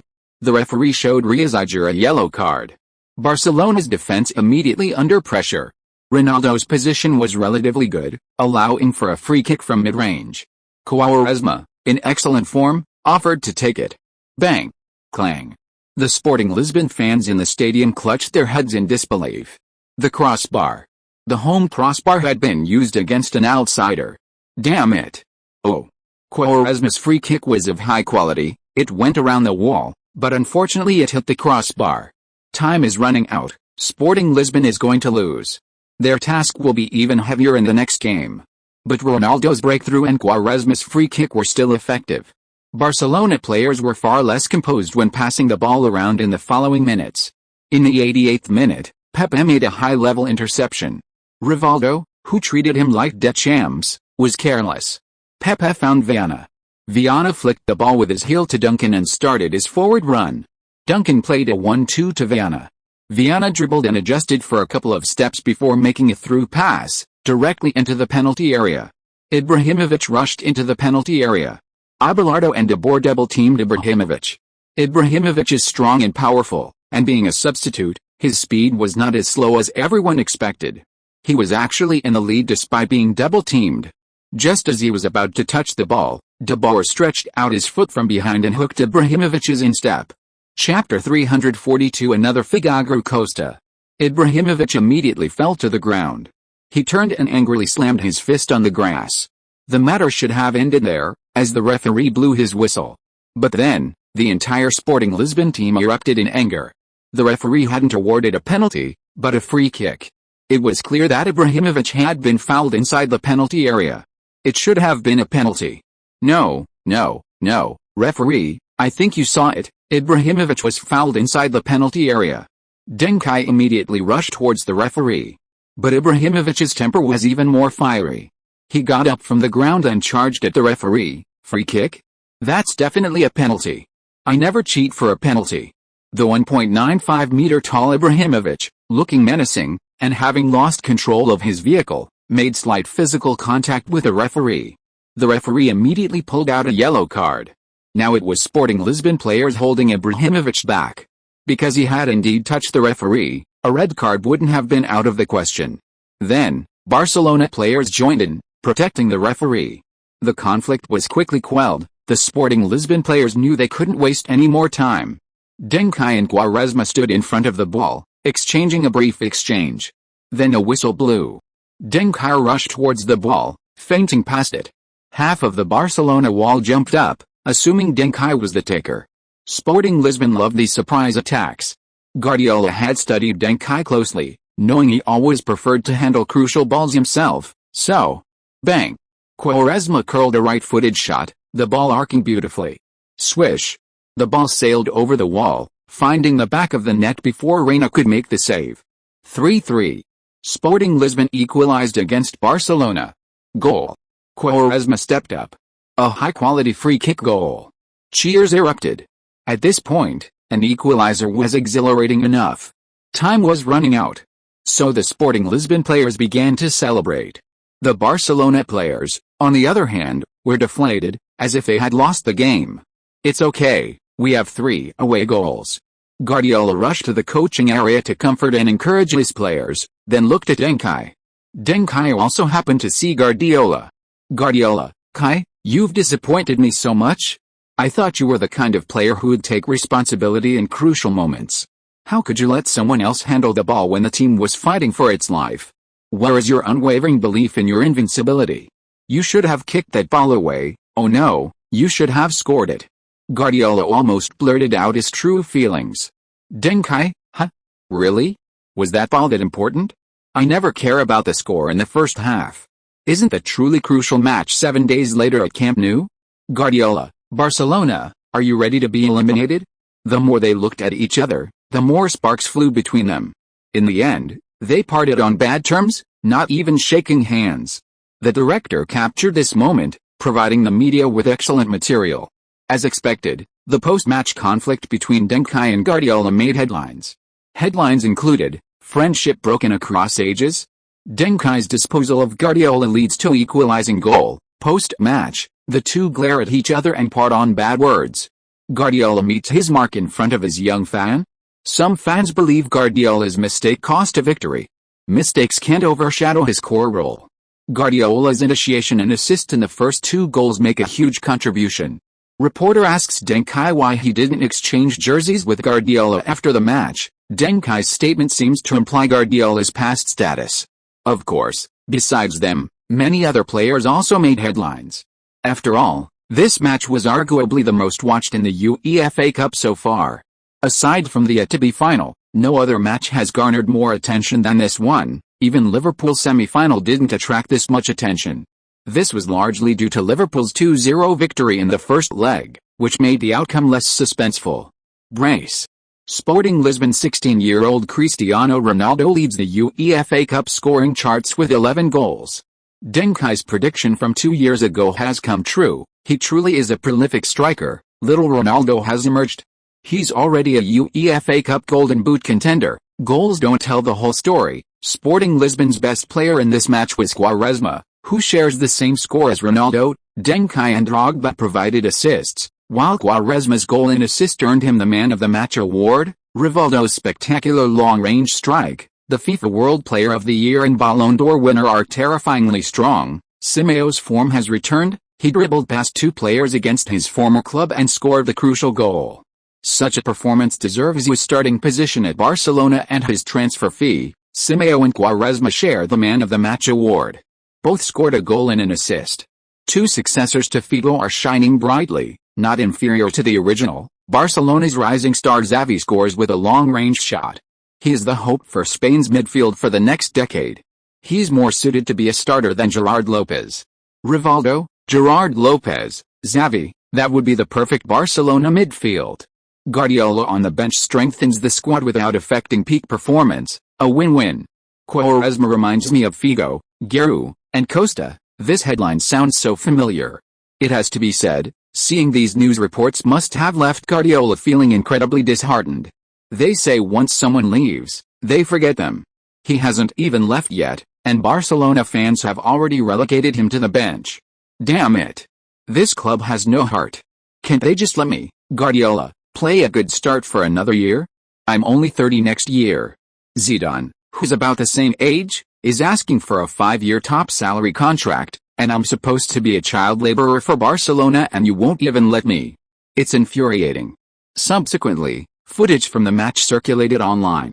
However, unlike the atmosphere at the stadium, the general consensus online was that Barcelona should have been celebrating after the game. I'm just curious, do Sporting Lisbon's players not know how to do math? Even though it's 3-3, Barcelona is already leading, and that's 3 away goals. Yet, it's more like Barcelona players are celebrating after the match. Besides, this is Sporting Lisbon's home ground. With home advantage and everyone on their side, a draw looks good for Barcelona in the future. You big club fans are really out of touch? Sporting Lisbon drawing with a giant like Barcelona is something to celebrate, especially since it was a last-minute equalizer.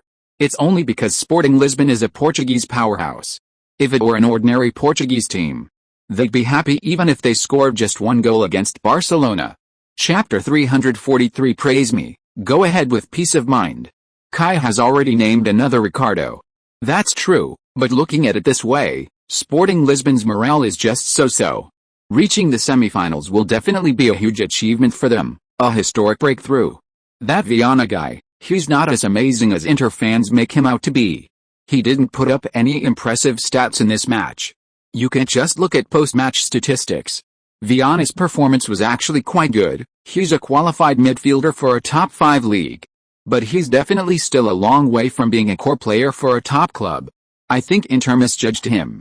Viana is definitely not worth 20 million euros. Yet, compared to Viana, Quaresma is more deserving of a 20 million euro price tag. Quaresma is truly phenomenal. Who said he didn't perform well? He even played better than Simeo on our side. Indeed, Quaresma basically carried the team single-handedly. His dribbling distance, number of successful dribbles, and dribbling success rate are all top-notch.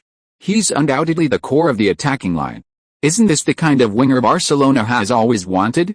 No wonder the team has been keeping an eye on Quaresma. He's definitely worth buying. Overmar's performance has been poor, and Simeo's form has been too inconsistent. Quaresma might become the team's mainstay on the flanks. That's the price, much more expensive than Simeo. 18 million or something? Hard to say. 18 million euros is the market price, but Sporting Lisbon has no shortage of buyers. They probably won't make a move for less than 20 million euros. Damn. It's all Figo's fault. If it weren't for that traitor, we would have signed Quaresma last year. How much was it then? 7 or 8 million euros?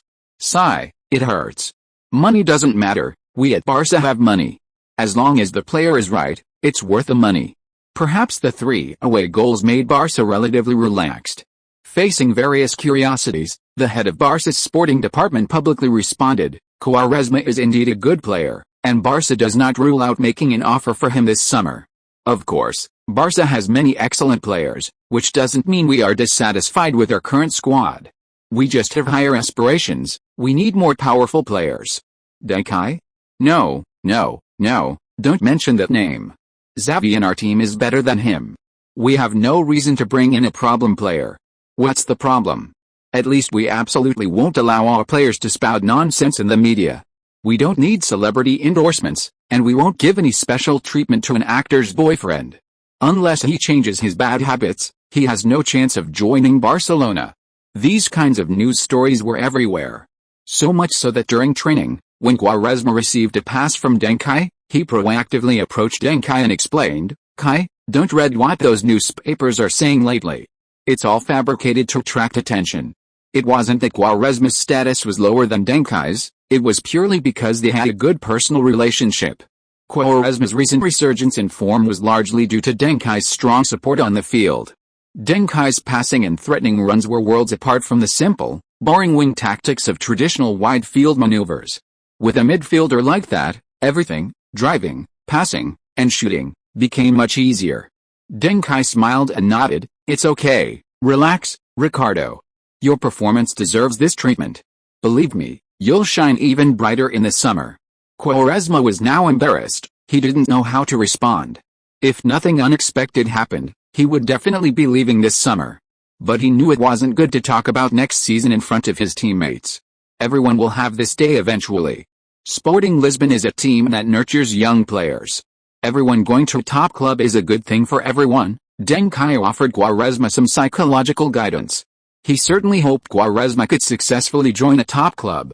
Only then would the power transition at Sporting Lisbon be complete, and all the ball possession and star player treatment truly fall into Deng Kai's hands.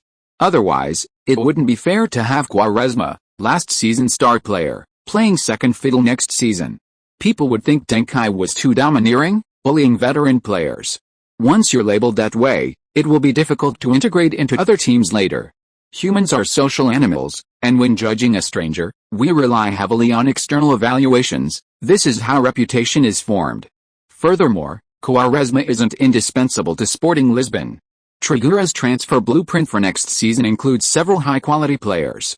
Under Duncan's guidance, Trigueira became involved in Sporting Lisbon scouting work, assigning someone to Brazil to investigate another Ricardo, a player from São Paulo's youth academy. The scouts' report was that Ricardo is very good, but he has a serious injury history, and it's less than a year since his major injury. It's recommended to observe him for 2 more years to ensure his stability before making a move. Duncan's suggestion was not to wait, but to buy him directly in the summer. Trigueira agreed.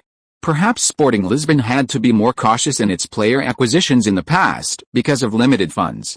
But it's obvious that Sporting Lisbon has unearthed a group of gems this year. Selling a few in the summer could generate revenue comparable to the total of the previous 2 or 3 seasons. Moreover, Sporting Lisbon has reached the UEFA Cup semi-finals this year, and may even reach the final.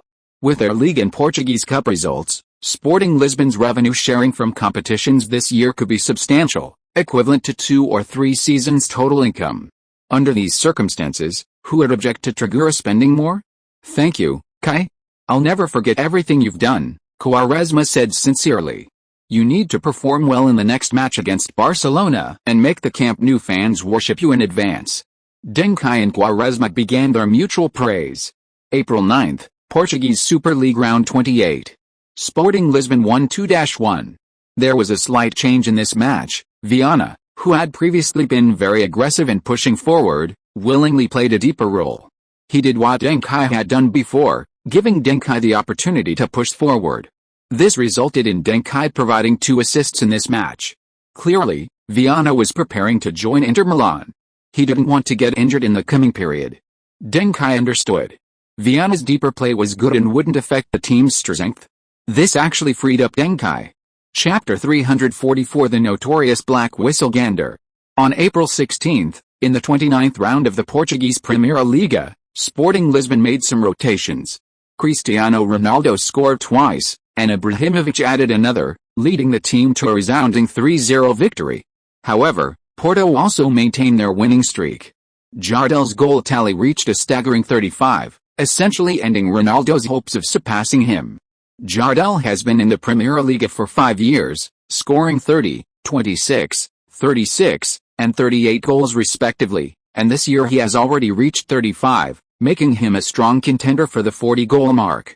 Jardel will undoubtedly be a contender for this year's European Golden Boot, Silver Boot, and Bronze Boot. He has already won one European Bronze Boot. In an interview, Ronaldo generously stated, "My goal has never been to become the Golden Boot winner, but to become a champion. Besides, the European Golden Boot only counts league goals. If you add my UEFA Cup goals, I'm no worse than anyone else." Ronaldo said he didn't care, but his subsequent explanation revealed his true thoughts. How could he not care about scoring goals? Back at their accommodation that evening, Ronaldo even gave Deng Kai a direct order: in the upcoming matches, Deng Kai should pass the ball to him more and assist Quaresma less. Deng Kai countered with a question: "Quaresma is leaving this summer, are you leaving too?" Ronaldo immediately fell silent. He still wanted to play with Kai for a few more years. After all, Kai's talent was undeniably appealing. Well, don't get the wrong idea, that's just the literal meaning. Whether it was truly appealing on a deeper level, only Hathaway probably knows. Hathaway, how, now you remember me? Do you guys even remember I'm the female lead? I haven't appeared in chapters 30 or 40. Even long-distance relationships shouldn't be like this. Speaking of Hathaway, filming for Tomb Raider has wrapped, but she immediately went to the US for commercial shoots and post-production work on some films. Overall, she's extremely busy. For rising stars, personal time is compressed to a pitiful degree. In fact, it's not just celebrities, newcomers in all industries face immense challenges in their early stages. Only after you achieve a certain level of success in this industry can you have relatively more freedom. Even then, you might not be able to settle down, because the rewards of your hard work are visible then. Taking a day off means losing a day's worth of income, and that income is considerable, so it's really hard to give it up. Hathaway's time now, at most, is such that being able to spare half a month a year to spend with Deng Kai is already a luxury. Of course, Deng Kai and Hathaway also make efforts. They try to arrange some activities at the same time and place, so they can spend a day or two of time together between work. The Ballon d'Or Awards ceremony is an example. On April 18th, the entire Sporting Lisbon team arrived in Barcelona a day early. Barcelona is a world-renowned city, and besides the football team, its unique urban planning is also noteworthy. The streets and buildings of Barcelona are all square and rectangular, like a chessboard, clearly defined. While unique, this also presents significant drawbacks in terms of communities and transportation. However, regardless of the circumstances, it has broken away from the monotonous urban planning and possesses its own unique character, which is commendable. Sporting Lisbon has very few fans in Barcelona. It is reported that they will only have fewer than 5,000 supporters at Camp Nou tomorrow. Camp Nou currently has a capacity of 99,000, making it one of the largest stadiums in Europe. The atmosphere will be absolutely hellish. Similar to when Sporting Lisbon went to Milan, there were even fans in Barcelona welcoming Quaresma at the airport. They displayed a banner that read "Welcome to Barcelona." Quaresma seemed quite embarrassed. Viana, however, understood Quaresma's situation and urged everyone to hurry up, giving Quaresma some time alone with the fans. In an interview, Quaresma remained composed. "I am very grateful to the Barcelona fans, they are very enthusiastic, which I didn't expect. This certainly won't affect my performance tomorrow. As Kai said, the greatest respect for a team is to give it your all. I hope Barcelona fans can see my ability more clearly." Quaresma's words did not offend Barcelona fans, as the advantage for advancement still lies with Barcelona. To put it bluntly, Barcelona fans are already fully prepared to celebrate tomorrow's victory. It's incredibly difficult for Barcelona to lose at home. Player form, fan morale, home atmosphere, home advantage, it's a perfect storm of favorable conditions. And this perfect condition is further exemplified by the referee in this match. The referee for this game is Jamal Gander, a coach from Egypt. He's considered a renowned African referee, having officiated 3 Africa Cup of Nations tournaments, the 1998 World Cup, and the 2000 European Championship, among many other high-profile events. He will also be officiating at the Confederations Cup in South Korea and Japan at the end of May. This Confederations Cup is a preview of the 2002 Korea-Japan World Cup, and good referees will qualify to officiate at the World Cup. Gander undoubtedly has the ability to officiate at the World Cup. In fact, he did officiate at the Korea-Japan World Cup, including a crucial match, the quarter-final between Spain and South Korea. His biased refereeing successfully secured South Korea's historic advancement to the World Cup semifinals. But the referee insisted that he upheld the correct decision, that he hadn't changed the outcome of the match, and that officiating was the pinnacle of his career. The fact that a referee with such a tarnished past and future was officiating this match made Deng Kai uneasy. Normal refereeing is random. But most matches officiated by these special black whistle referees are specially arranged. They all have a mission. Did Sporting Lisbon have the power to get Gander to officiate? Obviously not. Therefore, Gander's arrival wouldn't benefit Sporting Lisbon, but naturally it would benefit Barcelona. Damn it. Deng Kai discussed the Gander situation with Tragura and Maxi, giving them some advance warning. But it wasn't convenient to tell the players, knowing this would likely negatively impact their performance and mentality. Early the next morning, Barcelona announced their starting lineup for today's match. Except for replacing Gerard Lopez with Xavi, their starting lineup remained unchanged. Sporting Lisbon did the same, fielding the same players as the previous match. Both sides were full of confidence in their starting lineups. If you are listening to this novel on a channel other than Fanfic World, it means it was downloaded and re-uploaded without effort. We warmly invite you to visit our channel, Fanfic World. There you will find the original version of this story and many other novels of various genres. We look forward to seeing you dive into a world of incredible novels. Chapter 345 strengthens Sporting Lisbon's weakest link. Hello everyone, you are now watching the second leg of the UEFA Cup semi-final, Barcelona vs Sporting Lisbon. This is Camp Nou, and the players have arrived in the tunnel. The first leg ended in a 3-3 draw, with Barcelona holding a temporary lead thanks to their 3 away goals. But Sporting Lisbon is certainly not without a fighting chance. These two teams have a long history. Before Figo's transfer to Real Madrid, Sporting Lisbon and Barcelona were strategic partners.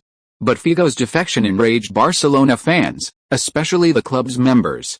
They therefore turned their anger on Sporting Lisbon, their supplier, forcing the management last summer to release their winger, Quaresma. At the time, this seemed like a matter of pride for a top club, but looking back now, that pride is extremely valuable, even exceeding the original €5 million. Because Quaresma, who was valued at over €7 million then, is now worth over €20 million. Furthermore, Barcelona's resentment towards Sporting Lisbon is also reflected in Simeo. It was only recently, thanks to his hot form, that Simeo overshadowed Enrique and Zidane, returning to the starting lineup. Previously, he mostly came on as a substitute, but his skill level is superior to theirs. Of course, when talking about Barcelona and Sporting Lisbon, we must mention Deng Kai. Deng Kai received a trial invitation from Barcelona early in his career, but he declined to pursue his studies, which landed him on the blacklist of Barcelona's La Masia Youth Academy. 3 years later, in 1998, when Deng Kai returned to football, even with Guardiola's repeated recommendations, Barcelona's youth academy still refused to sign him. Deng Kai later stated that he never intended to join Barcelona and uttered the famous saying, "Players who actively join Barcelona rarely have a good ending." Currently, this statement seems to have had some effect. Overmars and Simeo, who actively joined Barcelona in the last 2 years, have both struggled at the club and failed to meet public expectations. Alright, the match officially begins with a whistle. Oh. Deng Kai starts with a lob shot. He's really bold. This is Barcelona. Reina's movement is quick and steady. He turns and chases back, makes a powerful save, and tips the ball out of the goal with one hand. It's a beautiful save. Deng Kai's midfield lob shot was beautiful, and Reina's save was equally beautiful. The fans in the stadium booed, expressing their anger at Deng Kai's blatant disregard for Barcelona. The more relaxed a player is against an opponent, the easier it is to provoke them. And a midfield lob shot is definitely a very easy and bold move. Deng Kai pointed to the corner flag, reminding the Barcelona fans that their crisis is not over yet. Oh. Brilliant. Guardiola walks towards Deng Kai, seemingly saying something to him. He's probably warning Deng Kai not to provoke his own fans. Players must uphold the dignity of their fans, It's one of the prerequisites for being loved by them. Guardiola is a good captain, but he hasn't encountered the best Barcelona, nor has he encountered the best version of himself. If it weren't for the numerous rivals and the frequent injuries during his peak, Guardiola's historical standing among midfielders might have been even higher. Wow. Deng Kai bypassed Guardiola. Looks like he didn't want to listen to Guardiola's nagging. Guardiola chased after Deng Kai. And Deng Kai turned and pressed his chest against Guardiola. Oh. Forward bang, the tension is rising. No one expected the game to pick up pace so quickly in the first minute. Guardiola also didn't anticipate Deng Kai's strong reaction. Don't treat me like a child, Guardiola. I'm the core of this team on the field now, everyone's watching me. Deng Kai looked at Guardiola bluntly. Outside of the game, I wouldn't mind greeting you as a junior, but not now. Don't tell me you don't know the impact my attitude has on my teammates. Since you know, and you still try to take advantage of it, that's disrespectful to your elders. So don't blame me for being rude, you brought this embarrassment upon yourself. Guardiola, exposed, deflated a little. Damn it. This kid's too cunning, he saw right through him. This is why sometimes a team leader can't be too gentle and polite. You might have a fierce heart but a gentle heart, but your teammates might genuinely think you only like the gentle and don't have the fierce heart. That's demoralizing.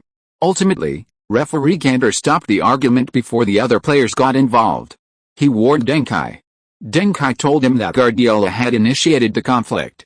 Gander then warned Guardiola, but he was clearly displeased with Duncan. Duncan, in turn, didn't tolerate Gander either. He had actually intended to test Gander's stance through Guardiola. As it turned out, Gander was on Barcelona's side today. Otherwise, he should have warned Guardiola, the one who started the trouble, first, instead of going after Duncan. This match was becoming increasingly difficult. In the 8th minute, Simeo cut inside, shaking off Terry, and successfully passed a ball to Kluivert under pressure from Ethos. Kluivert unleashed a powerful shot of extremely high quality, but it was saved by the equally outstanding Schmeichel. In the 12th minute, Simeo again gained the upper hand in his duel with Terry. This time, Viana fouled Simeo. But the free kick was in a relatively dangerous position, and a direct shot was possible. Rivaldo stood in front of the free kick, he would take it. Sporting Lisbon's wall of defenders was quite impressive, with Font, Barzagli, Terry, and Drogba all being very tall. Rivaldo took a deep breath, ran up, and shot. Sure enough, it was a direct shot. Bang! The ball soared into the sky. Not because Rivaldo failed to control it, but because Font jumped up and blocked it with his head. He was the highest point of the wall. No one else could get a shot off. And once it cleared the wall, it was almost a goal. Rivaldo's free kicks were incredibly powerful. Font had done a great job. But soon everyone crowded around, signaling for the team doctor to come onto the field. Because Font hadn't gotten up yet. Rivaldo was Ronaldinho's former favorite player for his powerful, stationary shots. The power of his shots was unimaginable.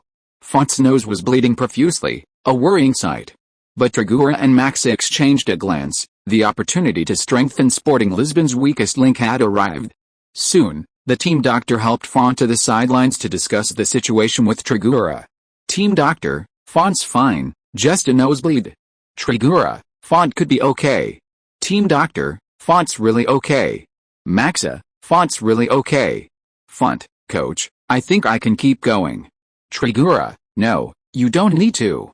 Font, I'm fine, coach, let me play, I can handle it. Maxa, you're not okay, if you play. The team can't handle it. So, before Font fully regained consciousness, Trigueros quickly made a substitution, replacing Font with Pepe. Besides Trigueros, Maxa, and Duncan, no one knew what this substitution meant. Sporting Lisbon's youth team has undergone a super evolution. Font, MMP. Chapter 346. The referee's face was extremely grim. Pepe made an immediate impact upon entering the game, successfully clearing a Barcelona corner with a header.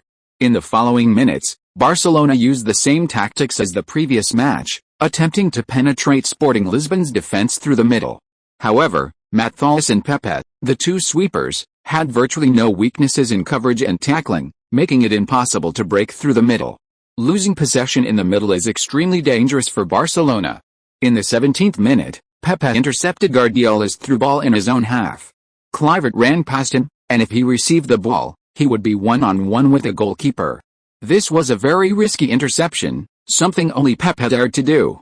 Previously, Font would have retreated conservatively, facing Kluivert one-on-one. Kluivert had more than 10 ways to get past Font and shoot. But Pepe didn't give Kluivert any possession at all. Bang! After intercepting, Pepe passed a ball to Matheus. Matheus passed a ball to Viana, quickly completing the transition between attack and defense. Xavi held his position, marking Viana closely. Once he was beaten, Sporting Lisbon's counter-attack would be fully unleashed. Bang! Viana didn't try to get past Xavi. He had the ability, but his position was relatively deep, and advancing would waste time and affect the efficiency of the counter-attack. Viana played a long pass to the right wing. Quaresma received the ball on the right and surged into the attacking third. Facing the belated Barcelona left-back Barjuan, Quaresma decisively cut inside. Barjuan's turning speed was certainly not as fast as Quaresma's sprint. When he stretched out his leg but failed to stop the ball, it was clear he had been beaten. Sure enough, after Barjuan turned, he couldn't even see Quaresma's taillights. Inside the penalty area, Drogba suddenly accelerated, raising his hand to Quaresma for the ball as he made his forward run. Barcelona's left centre-back, Abelardo, initially lunged towards Quaresma to cover, but Drogba's forward run left him in an awkward position, causing his movement to become distorted. He seemed to want to move forward and then to the left. Bang! Quaresma seized the opportunity, dribbling the ball through Abelardo's legs in a dazzling display of skill. Since the match had only just begun, Guardiola still had plenty of energy, and he quickly caught up. Quaresma raised his right foot, preparing to shoot with the outside of his foot. Guardiola leaped forward, executing a Bruce Lee-esque leg-stretching block, incredibly stylish, if he had successfully blocked it. A feint. Quaresma's fake shot completely fooled Guardiola, sending him flying out of bounds. He became the perfect backdrop for Quaresma's dribbling past three defenders. Quaresma is facing the goal directly. Although the angle is tight, don't forget he's Sporting Lisbon's undisputed king of outside-of-the-foot shots. His outside-of-the-foot technique is second only to Duncan, making his shots extremely dangerous. Bang! Quaresma took a shot with his right foot, the point of contact being the outside of his foot, but at the last moment, he deliberately poked the ground with his toe, forcibly changing the direction of the force, turning it into a lob pass. Near the penalty area, Reina was positioned relatively far forward to defend against Quaresma's tight angle shot. This lob pass directly bypassed his defensive zone and flew to the far post. Fortunately, De Boer was there. Deng Kai surged forward into the penalty area. His positioning is always excellent, providing Quaresma with a better option than a close-range shot. Oh, what a pity, De Boer marked Deng Kai. He didn't let Deng Kai break through. In the last encounter between the two sides, De Boer was pressured by Ronaldo's run from deep, leading to a goal conceded. But Ronaldo is 1.83 meters tall, while De Boer is 1.79 meters, and Ronaldo has great athleticism, so it's understandable that De Boer couldn't mark Deng Kai. However, Deng Kai is only 1.71 meters tall.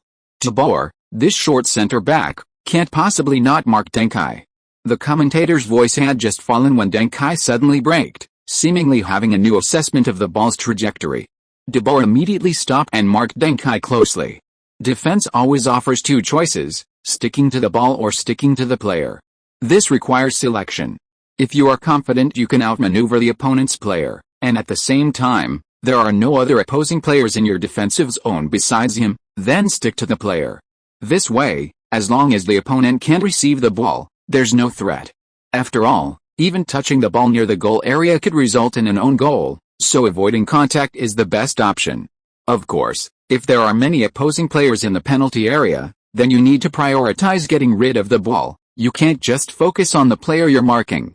At this moment, in Barcelona's penalty area, Drogba was offside, Ronaldo hadn't entered yet, and only Deng Kai was in the middle. De Boer just needed to mark Deng Kai. He didn't need to judge the ball's trajectory himself. After De Boer and Deng Kai found their footing, he looked up and realized that they were still about a meter away from the landing point. Perfect. De Boer was delighted. Under his close marking, Deng Kai hadn't even reached the landing point, let alone created a threat. I've got him. De Boer even turned to the right back Reiziger, who was battling Ronaldo at the far post, and gestured for him to stop marking Ronaldo and go directly to the far post to handle the ball. Zidane immediately abandoned Ronaldo and rushed to the byline, preparing to clear the loose ball with a long kick. In that instant, Deng Kai pushed off with his right foot, stopped, and then suddenly leaped forward. With De Boer pulling him back, he couldn't jump high enough. But that didn't matter. Deng Kai leaned forward, powered by his feet, and launched a diving header. His earlier hesitation during breaking had made him late. The ball had passed the optimal shooting zone, almost touching the ground. But Deng Kai's low dive, while not high enough, perfectly headed the ball. Bang! At that moment, the German-style bomber and the classic diving header worked simultaneously. Deng Kai's heading ability was greatly enhanced. Even with a tricky angle and a very tight position, Deng Kai subtly adjusted his neck and still perfectly headed the ball into the Barcelona goal. The Camp Nou stadium fell silent instantly. De Boer stared at Deng Kai on the ground and the ball in the net, still somewhat stunned. This kind of low header, where he clearly missed the target, actually went in? That's outrageous. This guy is as slippery as an eel, so cunning. Goal. Deng Kai. Deng Kai helped Sporting Lisbon take the lead. 1-0. Sporting Lisbon leads Barcelona 4-3 on aggregate. 1 foot in the UEFA Cup final. Can they really do it? That header was beautiful. Deng Kai so tenacious. He was completely marked by De Boer, but he didn't give up. He scored in his own way. He's unstoppable. After watching the ball go in, Deng Kai immediately got up and rushed towards the corner flag. He raised his arms, ready to celebrate, but was intercepted by Ronaldo rushing in from the side and tackled to the ground. Damn it. Deng Kai knew he was done for. Sure enough. The next moment, Drogba, Viana, Quaresma, and other players rushed up, pinning Deng Kai to the ground. Sporting Lisbon fans celebrated wildly on the Camp Nou pitch. The Barcelona fans' faces grew increasingly grim. Strangely, the referee in this match, Gander, also looked very unhappy. Chapter 347, The Battle Begins, 1-on-1. This is a truly memorable goal. Sporting Lisbon opened the scoring at Barcelona's home ground, a huge boost to the young player's confidence. It was also Duncan's first goal at Camp Nou. This stadium seems to have a special connection with Duncan. He first appeared here in the 1999 Champions League final, invited by Sir Alex Ferguson to watch Manchester United vs Bayern Munich. In the final moments of the match, Duncan shouted for Schmeichel to come forward and contest a header, helping Manchester United equalize against Bayern. A minute later, he let Solskjaer enter the penalty area, giving Beckham the corner kick opportunity.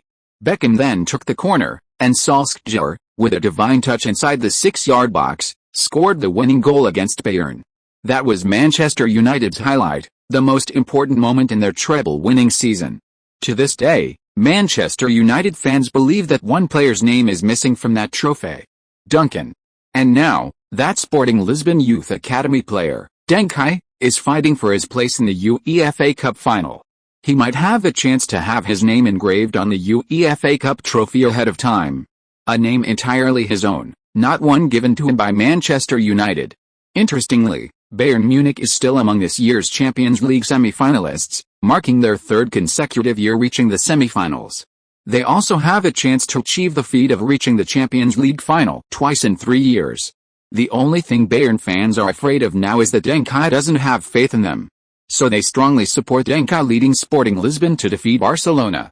This way, Deng Kai's energy will be focused on the UEFA Cup, and he won't be cursing Bayern. The commentator clearly knows Deng Kai very well, recounting his past experiences after Deng Kai scored. Although Deng Kai's fans are already very familiar with these details, they are quite interesting to many fans seeing Deng Kai play for the first time. This is how important matches in major tournaments boost a player's popularity. A good performance in such a tournament can draw attention from the tournament's popularity pool to yourself. Viana's previous goal was a successful example. Quaresma in the last match was similar. In this match, Deng Kai's goal also served a similar purpose. But one goal is not enough to make Barcelona surrender, especially at Camp Nou. In the 20th minute, Barcelona's defensive midfielder Guardiola suddenly dribbled forward. Deschamps stepped up to defend, Guardiola played a 1-2 with Rivaldo, and continued to advance. Pepe was pulled out of position. Guardiola's vision and passing were excellent, and a through ball behind Pepe completely broke through Sporting Lisbon's defense. However, Pepe's turning and tracking back was very fast. Overmars, who cut inside without the ball and shook off Barzagli, touched the ball a little too heavily, and he couldn't keep up with the ball. Because Pepper had already returned, pushed Overmars aside, picked up the ball, and passed it to the supporting Terry. Again, if it were Font, Overmars would have had an absolute one-on-one opportunity. His turning speed, tracking speed, and ability to handle the ball under pressure are far inferior to Pepe's. On the sidelines, Trigura and Maxi exchanged a glance, both inwardly praising Rivaldo's shot. If it weren't for Rivaldo's devastating header against Font, they wouldn't have dared to challenge this staunch supporter of Rivaldo. On the bench, Font smiled slightly. If it were him, he wouldn't have rushed towards Guardiola, he would have waited inside the penalty area for Guardiola to deliver the ball himself.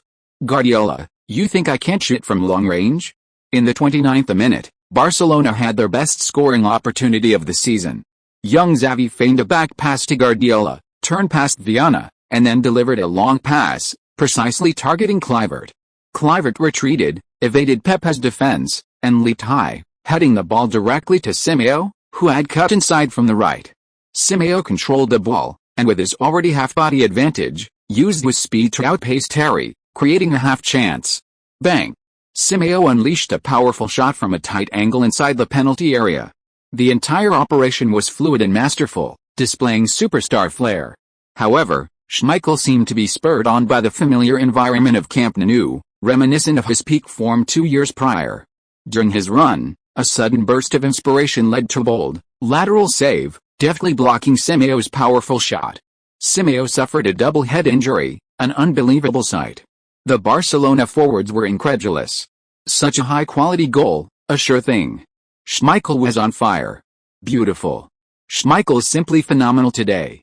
His save of Kluivert's high-quality long-range shot was already surprising. Now he's saved another sure goal. Is he really 38? He's only 28. The commentators spared no praise. Sometimes, a good goalkeeper can be more effective than half the team combined. This save directly crushed Barcelona's morale. Their attack became noticeably more hasty, conceding more goals. Sporting Lisbon began to control possession. In the 36th minute, Deng Kai faced Xavi's marking in the center. The others tacitly created space for them. Sporting Lisbon saw Deng Kai's Kobe-esque gesture, spread out, one-on-one. Barcelona, on the other hand, thought Deng Kai in the middle posed little threat, and the rest of the team just needed to stay in position. Wow. Interesting. Sporting Lisbon's central midfield maestro, Deng Kai, is facing off against Barcelona's midfield successor, Xavi. How will he handle it? Xavi is 21 years old this year, but he has only recently become an important rotation player at Barcelona, and hasn't fully secured a starting position yet. While Deng Kai, who is almost 16, has already achieved initial success at Sporting Lisbon. He has become the team's on-field leader at the youngest age in the team. Logically, the player on Barcelona's side who should be going head-to-head with Deng Kai should be Iniesta from the B team, who is even 2.5 years older than Deng Kai. They once said that with Iniesta, they didn't need Deng Kai. But now, he's facing off against Xavi. Deng Kai and Ronaldo in the team are like that, always playing against players older than them, but they win more often than they lose. That's a kind of talent. Bang! Facing Xavi, Deng Kai didn't use any fancy moves, simply chipping the ball over Xavi's right side. Then he ran towards Xavi's left side. A 1-2 pass. When attempting a head-on 1-2, his speed is increased. Chapter 348 Crossing Guardiola is like crossing a street in the early morning. This was a very bold move.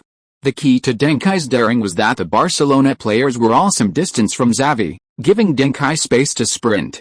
Secondly, Deng Kai's speed is already among the best for a midfielder, especially compared to passing and playmaking midfielders. Xavi wasn't fooled by Deng Kai's dribble past him, adhering to the principle of passing the ball but not the player. He reacted extremely quickly to block Deng Kai, allowing his teammate Guardiola in the defensive midfield position to collect the ball.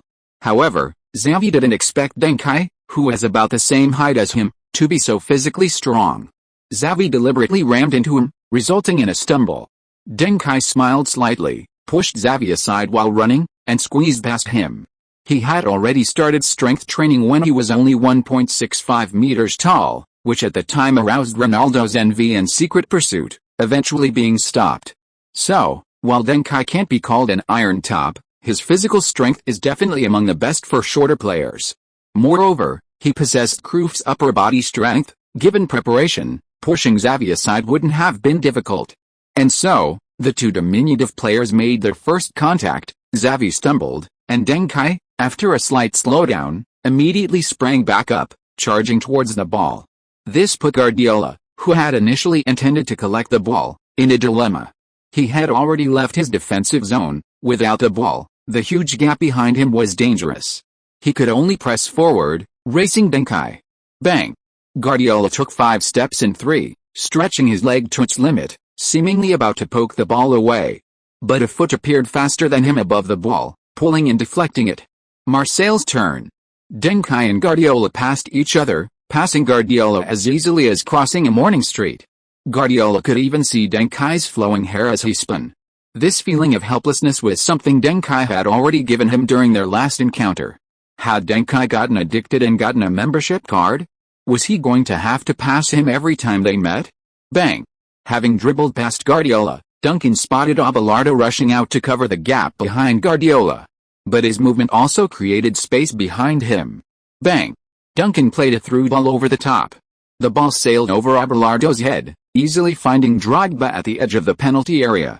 Drogba, holding off the shorter centre-back De Boer, didn't force a turn, seeing a better option. Bang! Drogba, without stopping the ball, passed it back to the on-rushing Viana. Then he turned and surged forward. Drogba's height and size completely blocked De Boer's view. De Boer couldn't anticipate Drogba's next move. He thought Drogba would try to control the ball and turn, but Drogba turned directly off the ball, charging into the penalty area. De Boer could defend Drogba with the ball, but he couldn't defend Drogba without the ball. Bang! During the exchange between Drogba and De Boer, Viana also accelerated the ball, delivering a first-time, over-the-top through ball that this time sent it deep into the penalty area. Drogba was completely one-on-one with the goalkeeper. Barcelona's left-back, Barjuan, immediately raised his hand to signal Drogba offside. However, their right-back, Rezager, had positioned himself very low to defend against Ronaldo's sprint, ensuring Drogba wasn't offside. Moreover, Viana's pass was brilliant. Even without Rezager, Drogba and De Boer overlapped when he passed the ball, giving him a 50% chance of not being offside. Bang! Between the penalty spot and the 6-yard box line, Drogba headed the ball past the on-rushing Reina, needing no footwork whatsoever. As the ball soared, Reina was diving to cover more of his defensive area. He watched helplessly as the ball flew over his head and into the goal. Goal. Another goal. Sporting Lisbon scores 2 in a row. 2-0. 5-3 on aggregate. Sporting Lisbon is far ahead. My God. Could Barcelona really be eliminated at home by the dark horse Sporting Lisbon? This is unbelievable. Deng Kai completely outplayed Xavi in a one-on-one duel. He even outmaneuvered Guardiola. His playing style is so much like Zidane's, especially that Marseille's turn, so elegant. Drogba's pass back and forward run were simple yet powerful, seemingly effortless, like a heavy sword without a sharp edge. Once Drogba shows his fangs, it's an absolute opportunity. Inter Milan's pre-selected midfield core, Viana, is indeed a true talent. A simple assist showcased his ability to seize opportunities. Inter Milan desperately needs midfielders like him who can grasp fleeting chances. Sporting Lisbon players surrounded Drogba. Drogba was very excited. He made a heart shape with his hands, a gift for his wife and children. He previously played in Ligue 2 and Ligue 3, and wasn't considered a particularly outstanding player. But Sporting Lisbon discovered him and gave him a starting opportunity. Keep in mind, the player he was relegated to the bench was the Swedish prodigy, Zlatan Ibrahimovic. He didn't disappoint Sporting Lisbon's trust. Currently, he's the 4th best player in the team in terms of total running distance. However, his total playing time doesn't even rank in the top 8. He's an incredibly hard-working player. What? First in running distance? You might not believe it, but the stamina of young players has always been a problem. But at Sporting Lisbon, the player with the highest total running distance is indeed their youngest player, Duncan. If Drogba is considered a very hard-working player, then Duncan, who has consistently been high-profile off the field, bearing the brunt of negative publicity for the team, yet willingly doing the hard work on the field, deserves even more recognition. Many people have a bad impression of Duncan because of his celebrity girlfriend, Hathaway, and because he's befriended some superstars at such a young age. Some suspect he's opportunistic, or manipulative. But if you've actually met Duncan, you'll find he's a player demonized by the media. I had the privilege of speaking with Deng Kai in an interview, albeit for only 5 minutes, but those 5 minutes completely changed my impression of him. You may not believe my judgment, but you can trust the judgments of so many football superstars. Eusebio, Figo, Zidane, Ferguson, Beckham, Matos, Schmeichel, Deschamps, Guardiola. No one has said a single bad word about him. On the field, after conceding a goal, Guardiola cursed, "That little bastard Deng Kai is absolutely wicked. He'll never get a single autographed football from me again. Insidious, cunning, despicable, racing wheelchair players and elderly players, lacking sportsmanship, utterly shameless." Chapter 349. Football is sometimes about to get dirtier. However, after Sporting Lisbon scored their second goal, the game suddenly changed. Referee Gander's officiating became strangely lenient. Both Sporting Lisbon and Barcelona are more technically inclined teams, and theoretically, both should prefer stricter officiating, avoiding opportunities for violent fouls or physical confrontations. From the referee's perspective, this kind of officiating is more reasonable. Referees are not upholding absolute fairness and justice. Their primary task is to make the game as smooth and exciting as possible without altering the outcome. Stricter officiating, allowing both teams in possession to execute skillful and intricate passing combinations, is sufficient. However, as the game restarted, Gander became increasingly lenient with Barcelona's pressing, a clear departure from his previous officiating. Quaresma, Viana, and Duncan were all subjected to fouls by Barcelona. Yet, Gander remained unmoved by complaints from Sporting Lisbon players. In the 40th minute, Deng Kai, who had been shoved and then dispossessed by Guardiola, rolled on the spot and began his chase, bringing Guardiola down with the same foul. The referee immediately blew his whistle and warned Deng Kai that another such foul from behind would result in a yellow card. Guardiola sensed the referee's change in attitude, but being with Barcelona, he had to act in their best interests. So he chimed in, trying to get the referee to give Deng Kai a yellow card immediately. Deng Kai glared at Guardiola, as if to say, "You wait, I'll get past you again." Guardiola shrugged, his admiration for Deng Kai's composure and intelligence rising even higher. To be betrayed on the field by my business buddy and still remain so composed, without getting a card for disciplinary reasons, this kid is terrifying. No player at Deng Kai's age could do that, and the more talented they are, the less likely they are to succeed. Zidane is currently widely considered the best midfielder in football, but even nearing 30, his temper remains incredibly fiery. The incidents of players losing games due to uncontrolled tempers resulting in yellow and red cards are still frequent. Are Easterners really that stoic? Guardiola knows that Deng Kai is no coward. Off the field, he led his 5-man squad to defeat Argentine football hooligans. In the 44th minute, the most controversial moment of the match occurred. Quaresma dribbled brilliantly on the right wing, penetrating deep into Barcelona's territory before passing to Deng Kai. Deng Kai, without controlling the ball, created a dangerous opportunity during the pass, sending the ball deep into the left side of the penalty area. Ronaldo cut inside from the ball, seemingly about to gain possession. De Boer collided with Ronaldo from the side. It was undoubtedly a penalty. Although Ronaldo didn't have complete control of the ball, he had already gained the upper hand. Moreover, De Boer charged directly at Ronaldo from the side, not pushing him aside in a race. It was a very clear and straightforward decision. But Gander crossed his arms, indicating no penalty. The Camp Nou erupted in cheers. Over 90,000 Barcelona fans, mostly Spanish, gave Gander a thumbs up. Cristiano Ronaldo, however, was furious, nearly spitting blood. He jumped up and charged at Gander. De Boer, quick-thinking and agile, stepped in front of Ronaldo to prevent him from changing the referee's decision. Ronaldo became even angrier, forcefully shoving De Boer aside. De Boer fell to the ground. The referee immediately issued a yellow card. Ronaldo stamped his foot in frustration.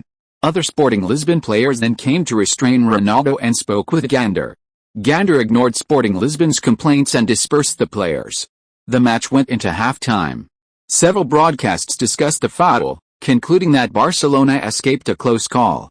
If Ronaldo had received the ball, even from a tight angle, he would have been a nightmare for Barcelona, likely creating a goal. A 3-goal deficit would have been serious for Barcelona. Even if they score 3 goals in the second half, it would only be an equalizer. A victory is still a long way off. While they appear to be 2 goals down, a second goal would give Barcelona a 5-5 aggregate score and a 3-goal advantage, allowing them to overtake Sporting Lisbon and advance to the UEFA Cup final. The situation isn't dangerous. For a football powerhouse, scoring 2 goals at any time is perfectly reasonable. Against Bayern Munich, Manchester United only needed 2 minutes.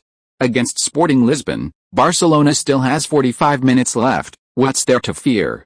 Returning for the second half, Sporting Lisbon couldn't make any changes. Their wide circle tactic was already a very conservative and safe approach. But it still couldn't withstand Barcelona's aggressive pressing.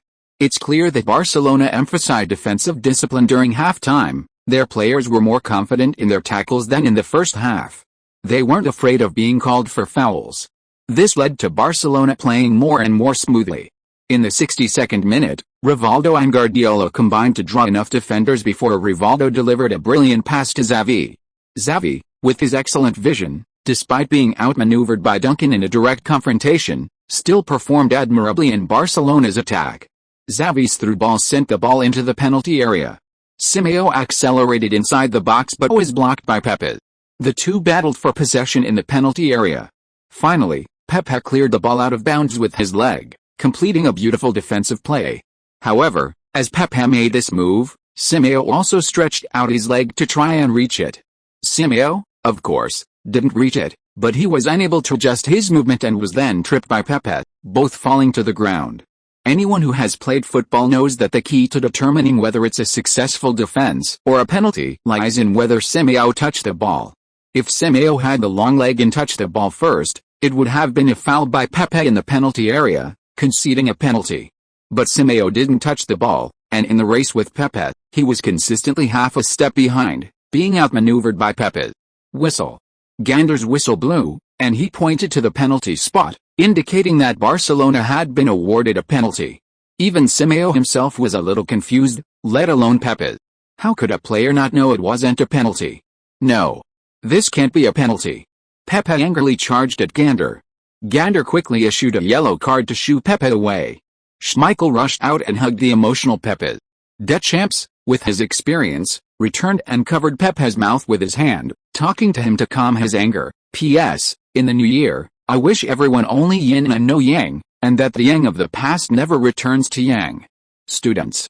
May your studies go smoothly, may you pass every exam, even the naked exam, and may your confession success rate increase by 1+1+1. For working people, may you have fish to slack off at work, may you not lose full attendance bonus for being late, and may you get paid to poop every day. Chapter 350 The Miracle of Camp Nou? Deng Kai was already negotiating with the referee. Matthäus quietly walked over to Simeo, the seasoned football slicker, immediately sensing Simeo's inner struggle. You know better than anyone whether this is a penalty or not. You're a star who came from Sporting Lisbon, and the fans still have your best wishes. You can't treat them like this, Matthäus appealed to his emotions. But Guardiola noticed this and rushed over to hug Simeo, whispering in his ear, Simeo, I understand how you feel. But this is a football field, we are professional players, and the only thing we can do is play good football. This isn't your penalty, it belongs to all the Barcelona players, the club, and the fans. This penalty might decide whether the team can win a major trophy this season. Guardiola reassured Simeo, then glared at Matthäus. This master of psychological warfare, though he hadn't managed to break Deng Kai's heart, was unlikely to be outmaneuvered. After 2 minutes of squabbling, Sporting Lisbon still couldn't change the referee's mind. Rivaldo took the ball and walked to the penalty spot. 10 seconds later, Camp Nou erupted in celebration. Rivaldo converted the penalty, bringing Barcelona to 1-2. The aggregate score was now 4-5. Just one more goal from Barcelona would put them ahead. This was why they played like they had won after the first leg ended in a 3-3 draw. An away goal is incredibly important. This goal further fueled the Barcelona players' excitement. Their efforts had paid off, and they would work even harder, a virtuous cycle. In the 68th minute, Deng Kai, with the ball in the middle, was brought down by Xavi with a Brazilian jiu-jitsu style move. Gander remained unmoved. Deng Kai slammed his fist on the table, rushed towards Xavi, and pulled him down. Xavi was very unhappy with Deng Kai's actions, but seeing Deng Kai's expression, he hesitated for a moment and said nothing. Deng Kai was clearly enraged by the referee's unfair decision. Xavi knew whether his action was a foul or not. If he were a seasoned veteran like Guardiola, he might have used the opportunity to provoke Duncan, hoping to get him off the field with a ruby once and for all. But Xavi, new to the job, still had a conscience, and for a moment, he was at a loss. However, Xavi's conscience didn't mean Gander's. Gander rushed over and gave Duncan a yellow card. He had previously warned Duncan that he would issue a yellow card for similar fouls. And Duncan's action itself did indeed warrant a yellow card, but looking at this one action without considering Xavi's previous actions in context. This is why many online arguments have both sides claiming to be right. Once many fragments are separated, the right and wrong become drastically different. Are you sure your ruling is correct? I've experienced many special matches, and you remind me of many outrageous moments. This time, even Matos couldn't sit still. You can bully others, but bullying Duncan is going too far. Gander, displaying his card-playing prowess, promptly issued a yellow card. Matos was effectively silenced. Veterans Deschamps and Schmeichel continued their confrontation with Gander, but they both knew it was pointless. Gander was determined to send Barcelona to the UEFA Cup final. This was Triguera's worst fear. In the group stage, Sporting Lisbon, as the stronger side, suffered unfair calls because the referee prioritized a thrilling match. Now, in the semi-final, as the underdog, they faced further injustice after taking the lead. UEFA is truly inhuman, only targeting the weakest teams, isn't it? Contact Editor-in-Chief Zhang Yunzhu and have her prepare the materials for this match. Regardless of the outcome, we will file an appeal afterward, Triguera said. Max's face paled. Are we really going to go to war with UEFA? This is fine if we lose, but if we advance, why appeal? If UEFA just messes with us, what will happen in the final? Triguera gestured towards the pitch. This isn't something we can decide, it's Kai's decision. I guarantee that in the post-match interviews, he'll gather all the media to publicly express his dissatisfaction with the referees officiating and question UEFA's fairness. No one can stop him, so we can only do our best to prepare sufficient evidence and support him. After all, he did the most difficult and courageous thing. Shouldn't we do what we can for him? Maxa nodded repeatedly, shouting Kai's awesome, as he rushed into the players' tunnel to call Zhang Yunzhu. In the 71st minute, Sporting Lisbon, their mentality affected, created a defensive lapse. Deng Kai rashly pressed forward but was outmaneuvered by Guardiola, who then made a long pass to Overmars. Overmars cut inside and passed to Rivaldo. Rivaldo feinted a long-range shot, then surged forward, using a combination of deception and acceleration to outmaneuver Deschamps. Pepe rushed out decisively. Rivaldo, however, reacted even faster, passing the ball across the edge of the penalty area. He was already familiar with Pepe's defensive tactics. Pepe was too aggressive. Rivaldo's pass was delivered into a completely unmarked area. But with Guardiola making a run, this became an absolute danger zone. This was the tacit understanding Rivaldo and Guardiola had developed over years of playing together. Bang! Guardiola met the ball without any adjustment, unleashing a long-range shot. However, Schmeichel was truly on steroids today. He saved this near one-on-one long-range shot. You can't say Guardiola's shooting skills were lacking, can you? But the crisis wasn't over. The ball bounced inside the penalty area. Kluivert, unmarked by Pepe, easily tapped in the rebound. Goal. The entire Camp Nou erupted. Barcelona fans went wild. The Dutch have done it. Kluivert is outrageously strong. This is Barcelona. Putting aside all the controversies, Barcelona's goals are undeniable. 2-2. Rivaldo, Guardiola, and Kluivert have all stepped up to help Barcelona equalize. Now the aggregate score is 5-5. Barcelona's 3 away goals outnumber Sporting Lisbon's 2 away goals, giving them the upper hand in the tie. Is Barcelona going to the UEFA Cup final? A miracle. This is a miracle. A UEFA Cup comeback from 2 goals down. I call it the Camp Nou miracle. No wonder their fans are so excited. Oh. The Barcelona fans are chanting something in an organized manner. Let's go closer and listen. End of this chapter. Thank you so much for reading until the end.